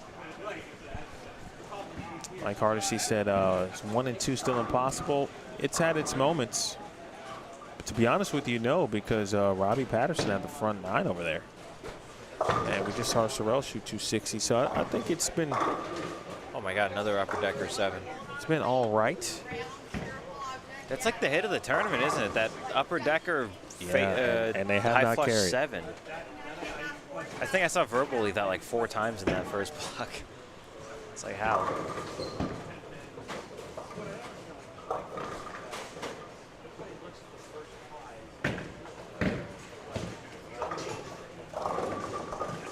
Is that 220 right there, that D-baller? Is that a relevant score here? Like, is that guy? I don't know who that is. On 3 and 4? Yeah, the guy with the hammer jersey. Yeah, that's Chris Silva. Yeah, That's he's Silva. Okay. he needed a big game. Oh yeah, he's a little too far. It's minus 107, but Gets them all and shoots 240. It's still probably not enough. Yeah. it's not out of the question considering the pace. He needs 1 miss in the next 12 frames.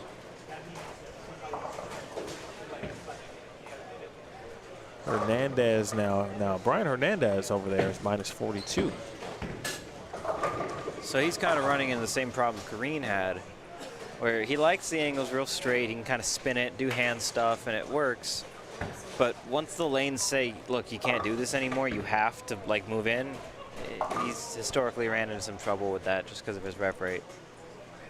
So when they're really hard and 30 and he can kind of stay and camp out, he's a threat there. When you have to hook it, it's just tough. Ardani got it jamming in there, and 9-pin in the 9th drops that max down to 201. Quick look at our guy Ron. Push. Oh, you love to see the trip fours. Give a little carry. My man Ron Schloss. 269 gets him a lot. Yeah, it would keep him alive. Yeah, I mean, he would need another one, but hey. He would be alive for sure. Again, with the 1 miss in the next 11 frames type beat, but hey, got a chance. Chris Clerk now with the full bucket on that lane, and Chris Clerk now in that situation where he's got to be careful. He is honed in. It looked like he wanted to go to a ball that hooked a little bit more down lane. But the problem is, and something I've noticed too, when you make the next move in on this pattern, I don't know why it is exactly, but if it doesn't see that early friction, it's gone down lane. Like it misses it long right. And then you bucket, you 210, you 2-pin.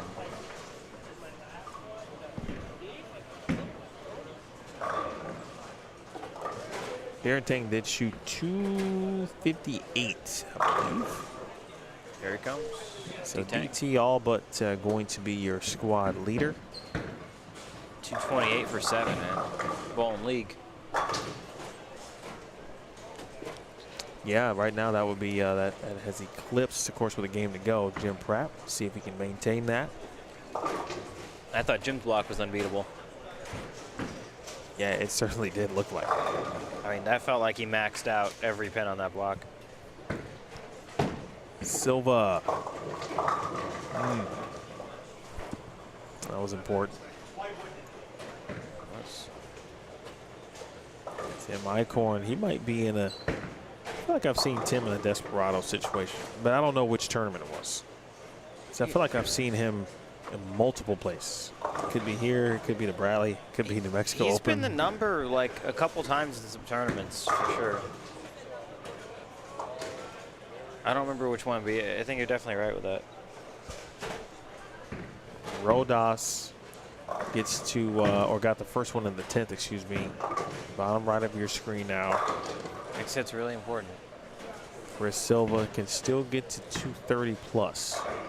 Double in the 10th would get him there with good count on the fill.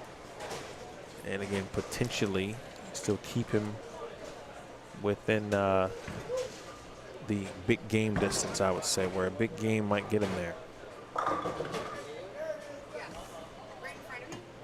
It's coming down to it. Uh-oh. Oh, it's got to back up. Yeah, just a little grabby. It's so tough because you're like, okay, I know like if I get it right, this could just 210. Let me make sure I just don't get it. Oh, here's a 6-pin.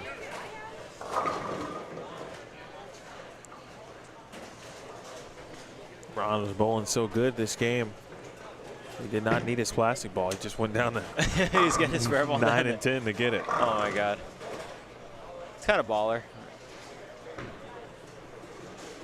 Yeah, the games where the spare ball doesn't leave the chair when you're moving pairs. Oh, man. Usually a good game.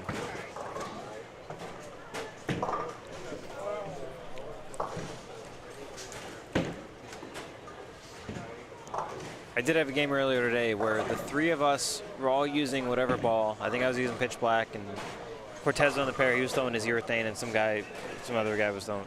And we just had 3 balls in the rack because everyone using that for their spares. So that was kind of a comical sight. Every other rack has 10 balls, and we got 3. Mr. Holmes going to be in the 190s. Yeah, I didn't get that one right either. Well, for Ron, He needs 270. minus, well, he was at minus, 117. Minus 70 now for Schloss. Yeah, he's going to need 11 out of 12 at least. We'll see. He's going to a pair where he can do it. Chris Silva shot 210, Rodas 191, by the way. And Chris Clerk, who did not make that bucket in the 9th frame, unfortunately. Now in a situation where like a double feels very important.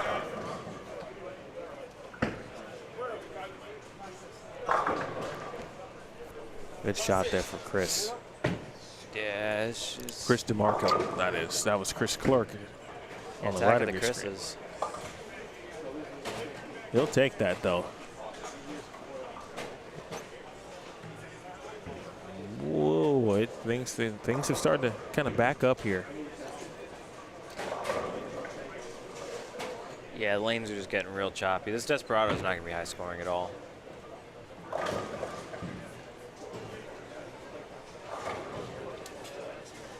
Like, the field in general won't score high, but there'll be people that hit a pair that favors what they're doing and what they see, and they can shoot 230, 240, but it's like if you don't see it, it's 170.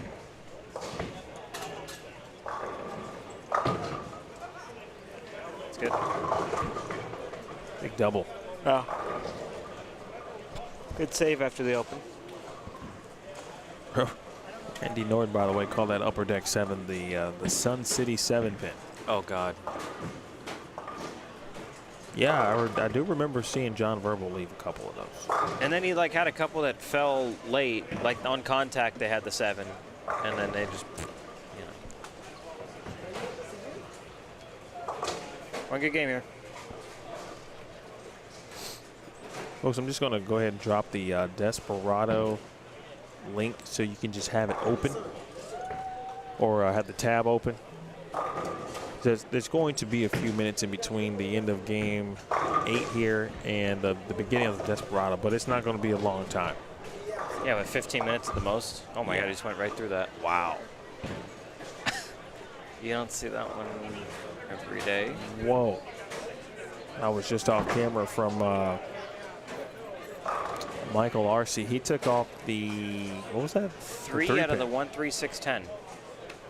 Now, this tournament, I have seen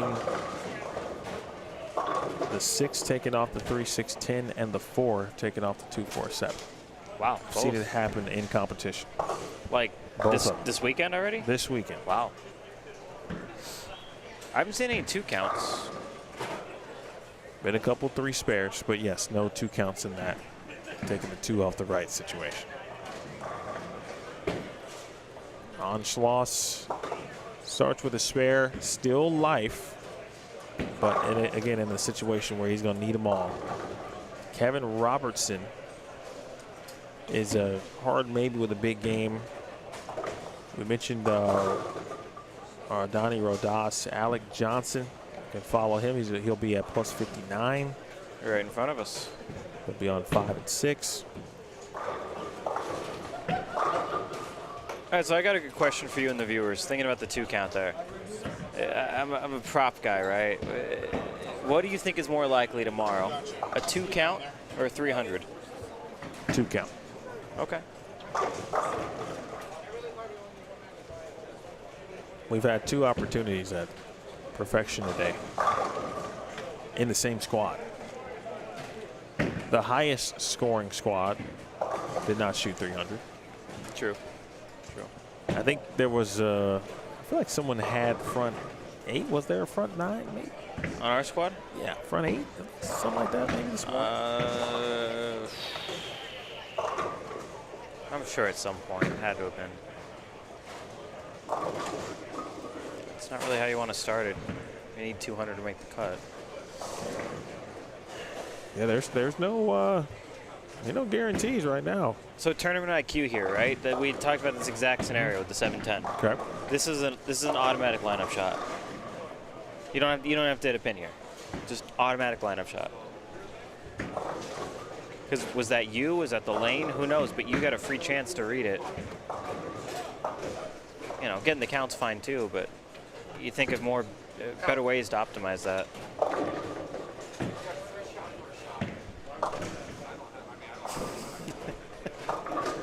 Sean and John Verbal both said 300, by the way, to your question. What I just said. Same school of coaching.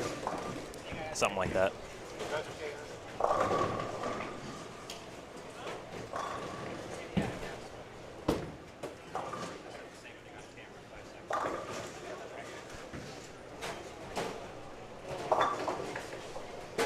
So everyone is now into game 8. In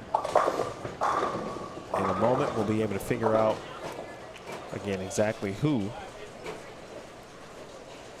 on this D squad is going to Yeah, we can get some more precise sweating here of scores. play a vital role. That's a good shot. Now, in the inverse of those kind of upper decker 7s, you get those bump 10s a lot, where the flat 6 comes out. It's like the gutter is not quite as deep, so you can kind of get that bouncy 6 pin. I saw Haugen carry that hit maybe 3-4 times in his block, all off strikes.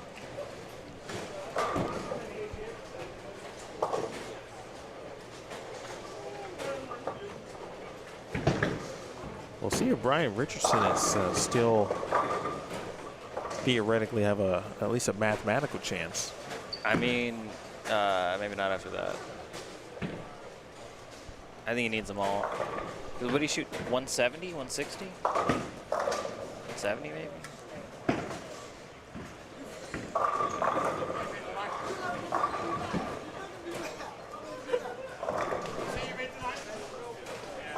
Alec Johnson sporting his Arizona State jersey.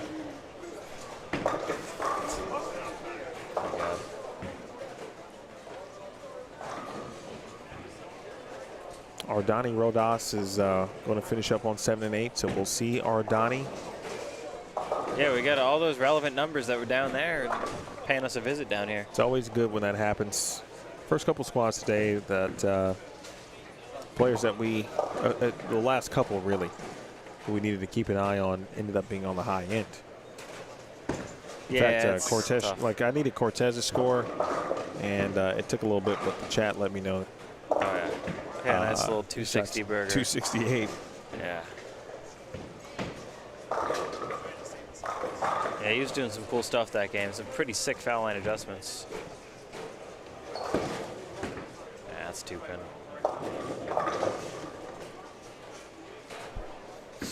So I like that idea, but I think it's too late in the day to do that, where you're kind of really jamming in the urethane like that. Because you see where it wants to read up, but it's reading it too hard now, and that just burns. But when you get it left to stay in the correct funnel, it overhooks because you're standing too far right.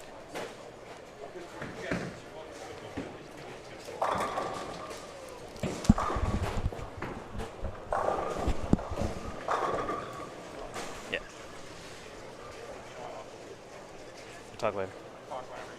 Tomorrow.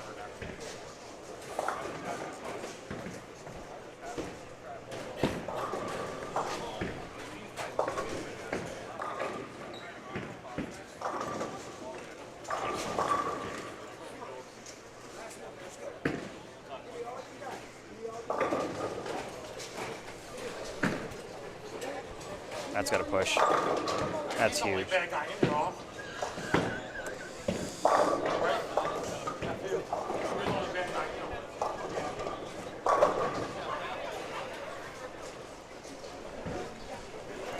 We'll refresh one more time.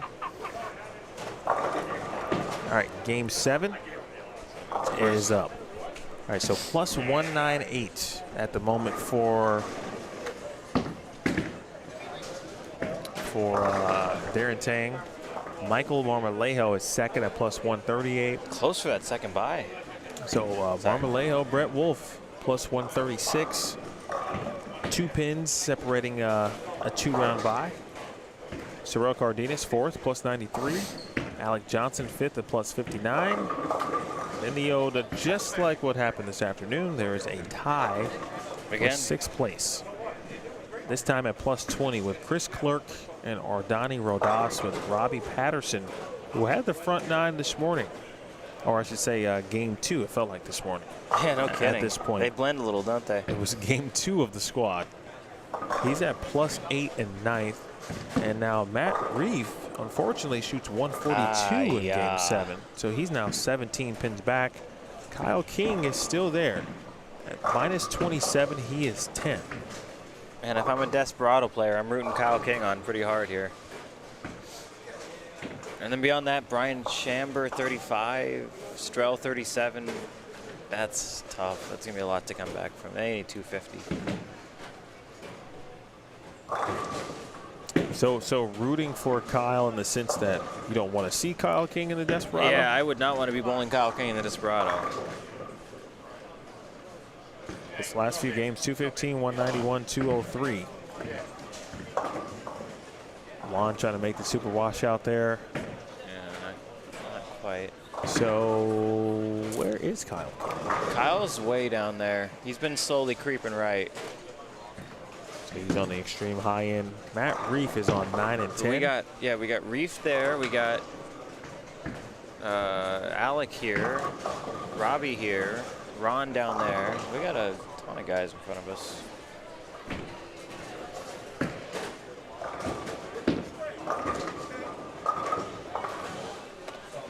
What's he at? No, he's not even there. Well, Alec Johnson again 5th at plus 59. Brian Richardson dropped out. Oh boy, Brian Richardson, unfortunately, very difficult game in game 7. Tough. That sucks. You start off so hot, Yep. it's close, and then you just hit the train wreck, man.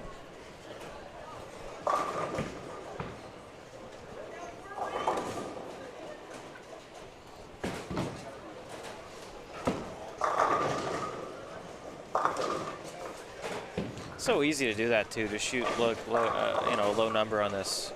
You can strike 5 times in a game and still shoot 140 realistically. Just go strike open. So tough. That's where that lineup shot kind of hurts you in the long run, because he goes Brooklyn the next shot, doesn't know if that's him, doesn't know if that's the lane, over moves, and then it does that. Which this should also be a lineup shot. Again, Johnson 5th, 39 pin cushion in front of Chris Clerk and Ardani Rodas from 5th to 6th. Chris Clerk, by the way, made the jump all the way down too. So we don't have a good view of Chris Clerk.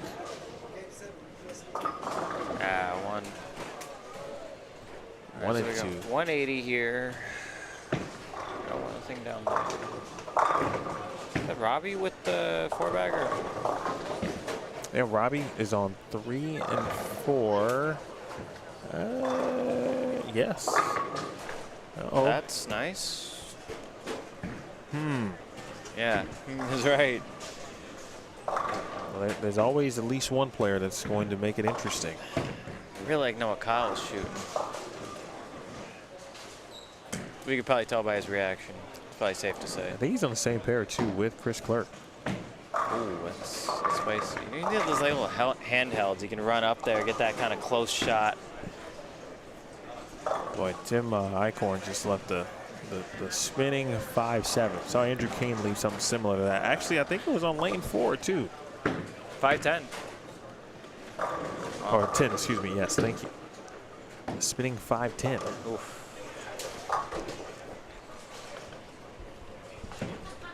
Yeah, there was some plaque hits, man. If you had the wrong entry angle, you all could plaque. And he made it. He made that. Wow. Nicely done. Yeah, it means a spare. So it doesn't mean anything, right? It means 10 more pins.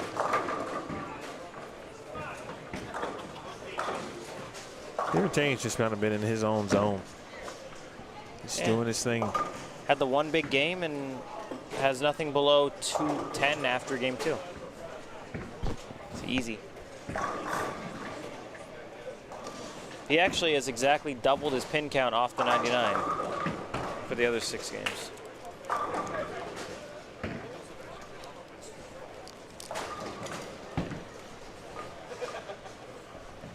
Robbie Patterson, by the way, just left at 2-7. Oh, no. Yeah, spare it. You gotta spare this. It's gotta hook a lot. Nicely done. Yeah, that's a great spare on this. Alex really just hanging on by a thread here, isn't he? Yeah, it's getting a little dicey. A little dicey. It looks like Clerk's probably got a couple in a row. It looks like a few frames without a score.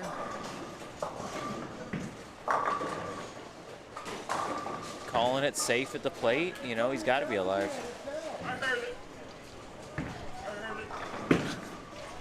Tony Green. I'm loving the camels on the jersey, though. Very, very exotic. That's solid from Tony. I said first step, not second, sorry. What was that? I think Brian moved his chair, so Oh, a Tony little could. squeaky. Yeah, and it did the squeak, and I think that caught Alec in his approach. Probably doing that sometimes. I'll put like a ball in the bottom rack, and I'll just like not get it at the right angle, so it slams right into that bar. It's like, I promise I'm not fried, guys. Like, I just accidentally hit it. Look out. That might hook. Nope.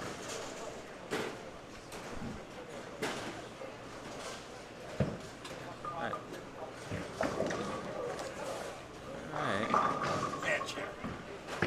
72's 28 under.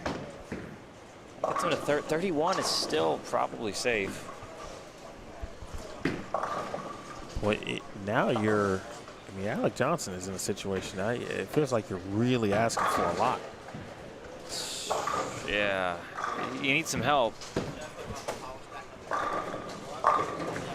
This is. I mean, this is. You talking about peak focus right here. Yeah, you got to lock in. Because Robbie Patterson, he's at +8. He's With trending in the 16. 2 teens. Yeah, give him 16, let's say. That's 24. Alex had him by less than a mark at that point. That was a good shot. If he stays ahead of Robbie, he's in. That's automatic.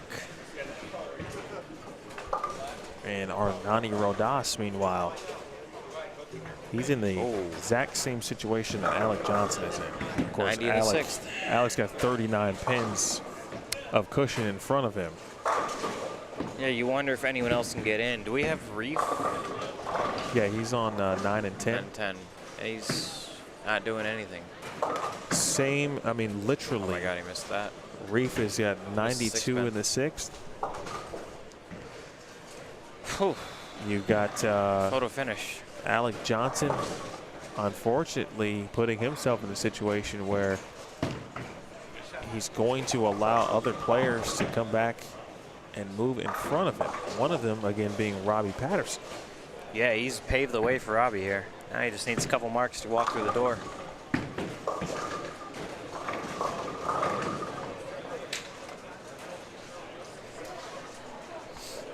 Yeah, Robbie's arguably safe.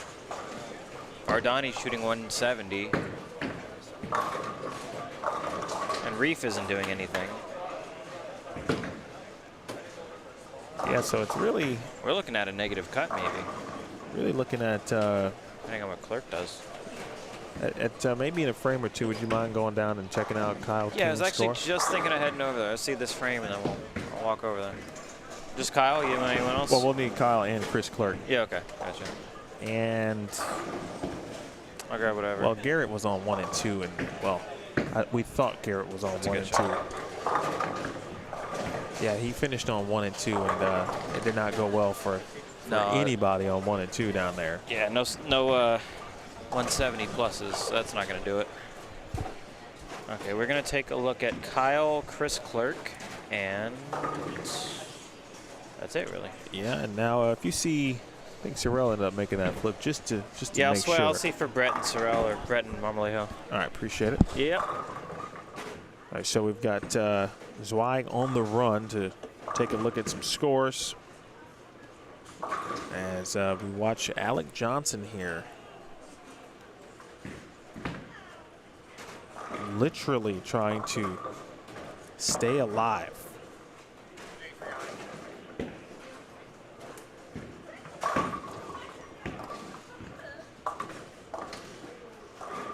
That was a much needed spare.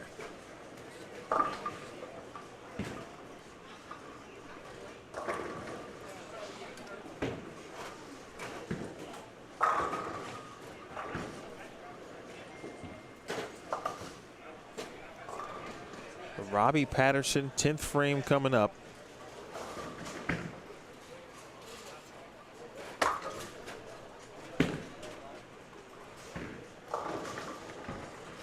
Here it is.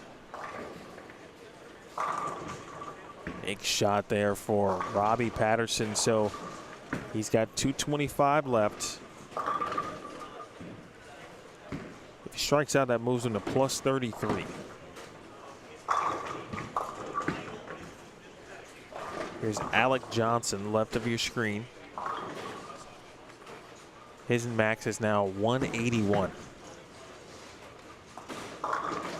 Not that anymore. Back to Patterson. All right, 2-teen. If he gets one here, that's 214. Moves into plus 22.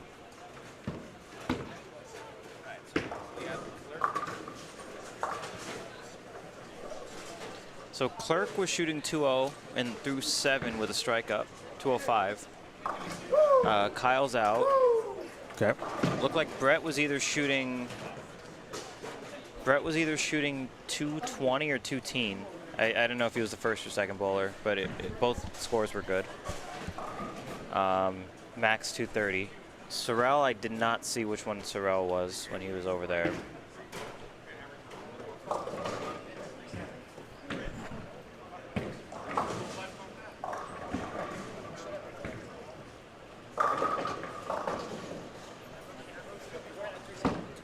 So here's the situation for Alec Johnson. Dana Mark. Well, the best he can do is now plus 16. Okay. Robbie Patterson is now at plus 22. Yeah, Robbie's in. So it's going to be up to now Ardani. He's shooting 170. I mean, jeez. We're talking minus cut here. Hey, who falls out? Matt Jones back at it. Guess he can hang out tonight because he's got a 2-round bye. Oh, he's chilling. He's been bowling well.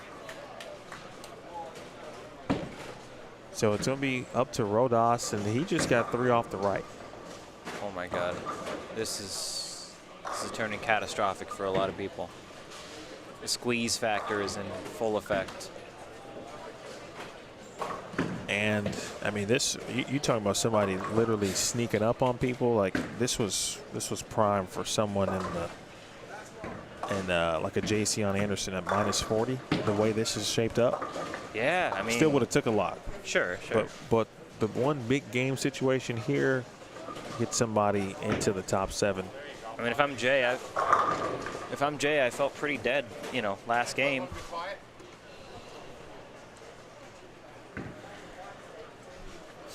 Okay, so this next strike gets him in probably. Ardani missed that 189 max. So that's plus 9.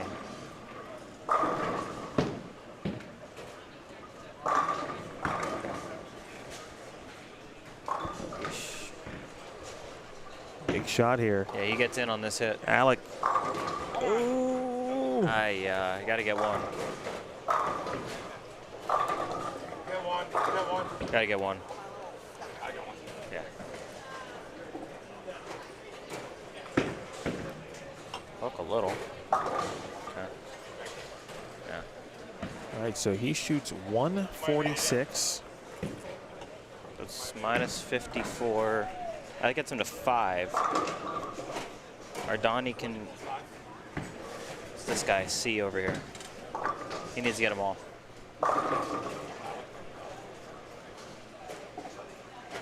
Yeah, Ardani needs a 4-bagger.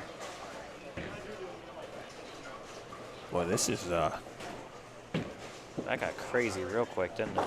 And that's assuming someone like Brian Chamber or Strell didn't shoot 230. I mean, Strell didn't, but. well, I mean, What did Brian Chamber shoot? we just kind of saw it coming. Like it was shaping up to this point. Yeah, it felt like the fabric of reality was about to get stretched there. Great Oh, shot. he labeled it. Wow. He thinks he's dead. DOC. C needs the next 3 and 7.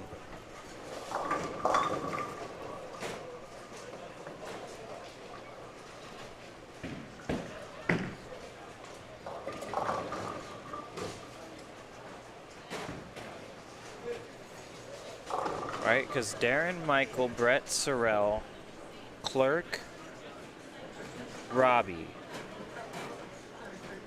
That's 6 that are at least 20 over. Assuming Clerk doesn't go open, open, open or something silly.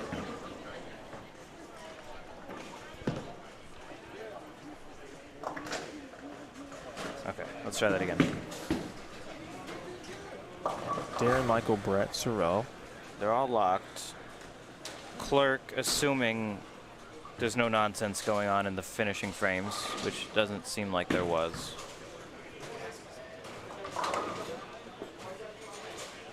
And Robbie, that's 20. So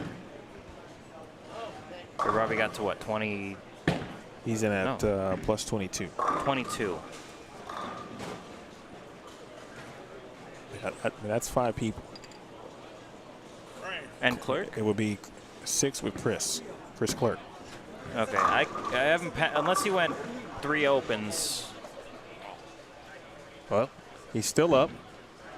Yeah, he seems to be neutral mood, not fried, so I would assume he's kind of just doing his thing, grinding. And even then, he might just be in, because Ardani missed. So that puts Alec back in the mix. Yeah, it could just be right now someone has to fall out because Robbie is going to be in, and Chris Clerk just struck in the 10th labeled there. a shot. That had to have been in. Yeah, he's got to be in. Unofficial cut, Alec? Too close to call? Maybe. Come on, Robbie. You're in. Yeah. You're like 5th or 6th. Don't forget, folks, again, the Desperado will take place at the conclusion of this squad. It'll be, I would say, about 15 minutes. Again, about 15 minutes or so after that.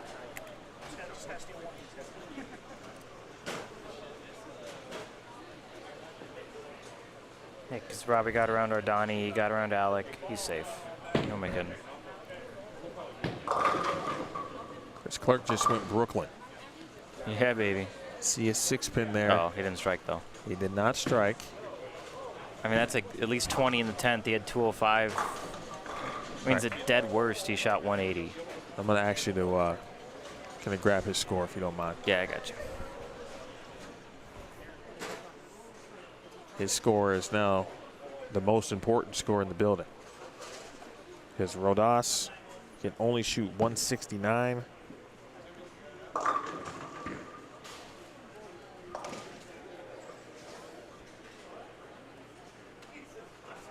And if he strikes out, that would put him at Ardani, at minus 11.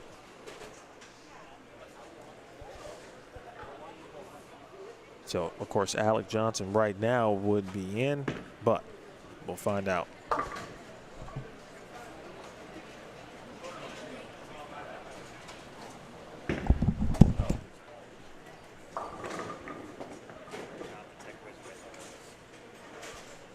So we got a 182 from Chris Clerk. 182. Yes. So we did open in the 8th when I walked away. So +2. Yep. That sounds like the number to me. Oh, wow. Okay. All right, because Robbie passed our Donnie, and that was the only move. Yeah, that's +2. it. Rodas can only get to -11. Yep, it's not enough. +2.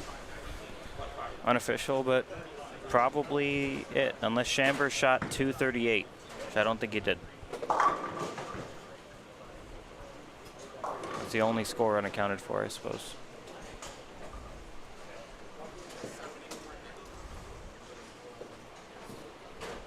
You're right. Well, this Desperado's going to be. Oh, it's made some chaos. Man.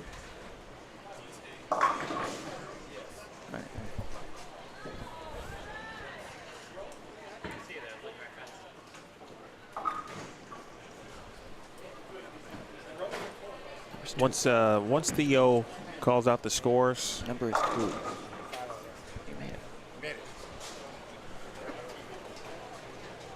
I hate you. With passion, I hate you. Alec, I hate you. With passion, I hate you. Bold. Little shout out to the crowd there. As we wrap up the squad. What do you think the number is going to be for the Desperado? Who cares what I think? Well, at this point, man, it would depend on who's in it. Like if Ordani's going to bowl, I think he can get to 2-0 based on what I just saw. I would assume everyone in the building, that everyone's still in the building, that's not in the cut, is going to bowl. I don't know, man. There's some people right now who look like they are the last thing they want to do is bowl 2 more games. Sure, but sunk cost and all that, you know what I mean?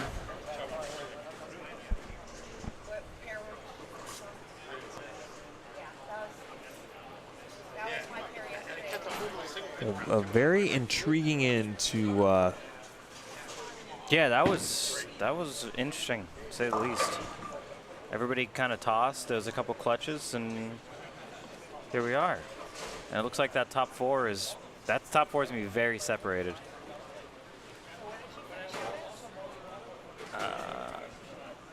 I don't know what Marmolejo shot though. That 2-3 is gonna be a little tight.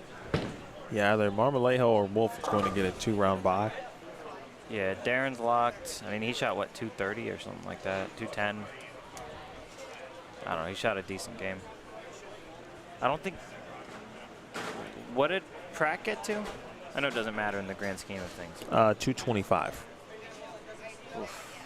He may have gotten around him. Not sure. Silva throws the final shot of this squad. Last shot. Nationals, they give you a crown for that. This squad might have been the longest. Felt like it. Definitely was. I mean, what time did they start? 5, 6? 6 o'clock. Yeah, this was by far the longest squad. Jeez, I gotta get home. What time do we bowl tomorrow? At 8? 8 a.m. Oh God Almighty. I would suggest you be here at 7, but that's just me. I might. I hit that breakfast, bro. That stuff's. You at that cafe? Of course. Oh my God. I gotta live through the weekend. Bro, I had the gyro for like dinner or whatever. Very good. Oh my God, yeah. Slept on. It's one of the favorites on the menu. Well, sausage and eggs in the morning. Gyro hits hard, man. Well, you better be here at 7. Yes, sir. Bright and early. Thanks for everything, my man. Appreciate my time in the booth. Appreciate you, man. Thanks for hanging out, helping me get through the night. Hopefully we're back on here after the tournament later. Yeah, for a champions interview. Yes, sir. That's the stuff you love to see. Well, last time I talked to you, that's exactly what happened. Yeah, it's true. Look at that. So thank you again, man. Appreciate you. And good luck with the Desperado. Can't wait. I'll let do a quick refresh, folks. Oh, it looks like we got we're missing 6 scores right now, 5. Oh my gosh, folks, I'm at that point. The body is folded up from sitting. I've tried to stand as much as I could today, but of the scores that are missing, none of them will have will have an effect on the number. So it does look like Chris Clerk is going to be the number at +2. Chris Clerk at +2. Again, Clerk +2. Alec Johnson, again, survives just disaster. It's a good job by him, though, of trying to stay in it mentally. He did just enough. Gets to +5. Robbie Patterson, though, 219, 225, 214 the last three. Get to +22. Big gap in the jump between Sorrel Cardenas in 4th and Patterson in 5th. It is a 65 pin difference. Cardenas +87. Brett Wolf, wow, by 1 pin. Brett Wolf finishes in 3rd. Marmolejo 2nd at +157. And Marmolejo shot 219. Brett Wolf shot 220. And they trade spots there in the final game. And, of course, Darren Tang +264, your now official overall leader. Not just the squad leader, but the overall tournament leader at +264. Of course, we'll stay on the air, of course, and just as I was going to say, there's Theo. Your leader at +264, Darren Tang. She's also our inaugural Cactus Classic winner. Your second qualifier at +157, Michael Marmolejo. I hope I pronounced that right. Darren and Michael will both get 2 buys into tomorrow's finals. You guys will be seated in the 1 through 8 seats. Your third qualifier at +156, Brett Wolf. Your fourth qualifier at +87, Sorrel Cardenas. Brett and Sorrel will be receiving 1 buy, seated in the 9 through 16 seats. Your fifth qualifier at +22, Robbie Patterson. Your sixth qualifier at +5, Alec Johnson. And your seventh and final qualifier at +2, Chris Clerk. Again, the first round of finals begins at 8 a.m. sharp. Chris Clerk just let out a nice little roar of excitement, because I don't think he knew what the deal was, outside of knowing his own score, of course. But he had no idea what was happening on 5 and 6. He's way down there on 21 and 22. Ardani Rodas had an opportunity. It was in his hands.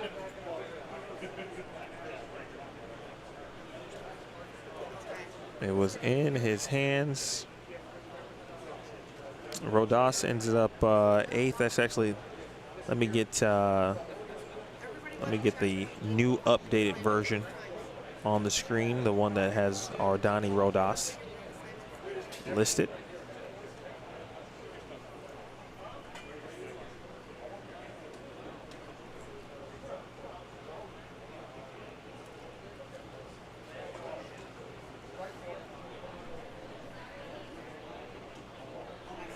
That one still doesn't say it.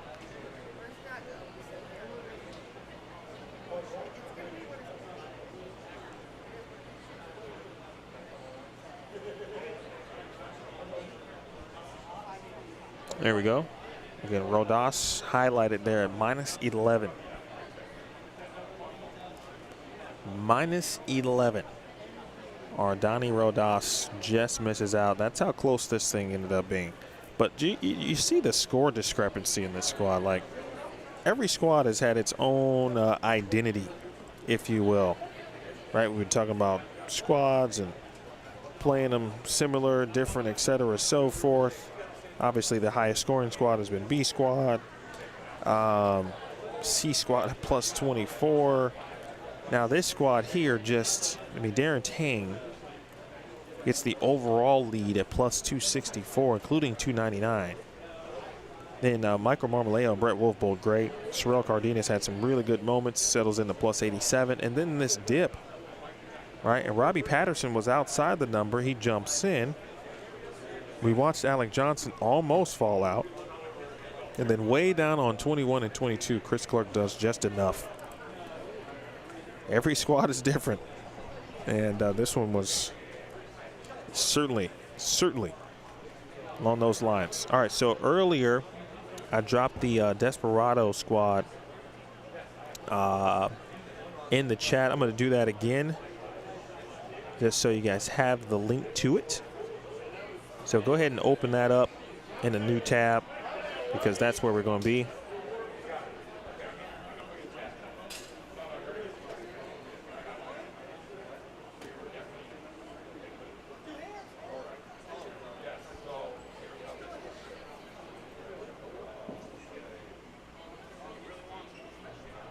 Troy Blickenstaff. That's a good point, Kyle, as we take a look at this Desperado.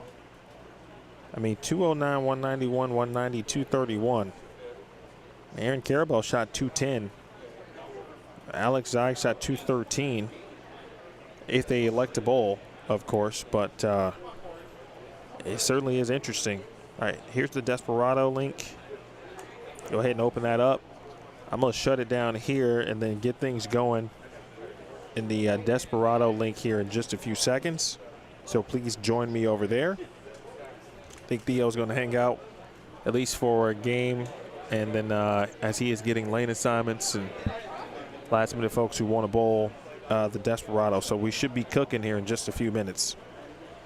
Thanks to, and there is the final call. So 5 minutes. Michael Fitzgerald, Matt Zweig, helping me get through this day. I'm going to drink some water, get a snack, and then 2 more games. And then hopefully we'll be out of here before midnight tonight.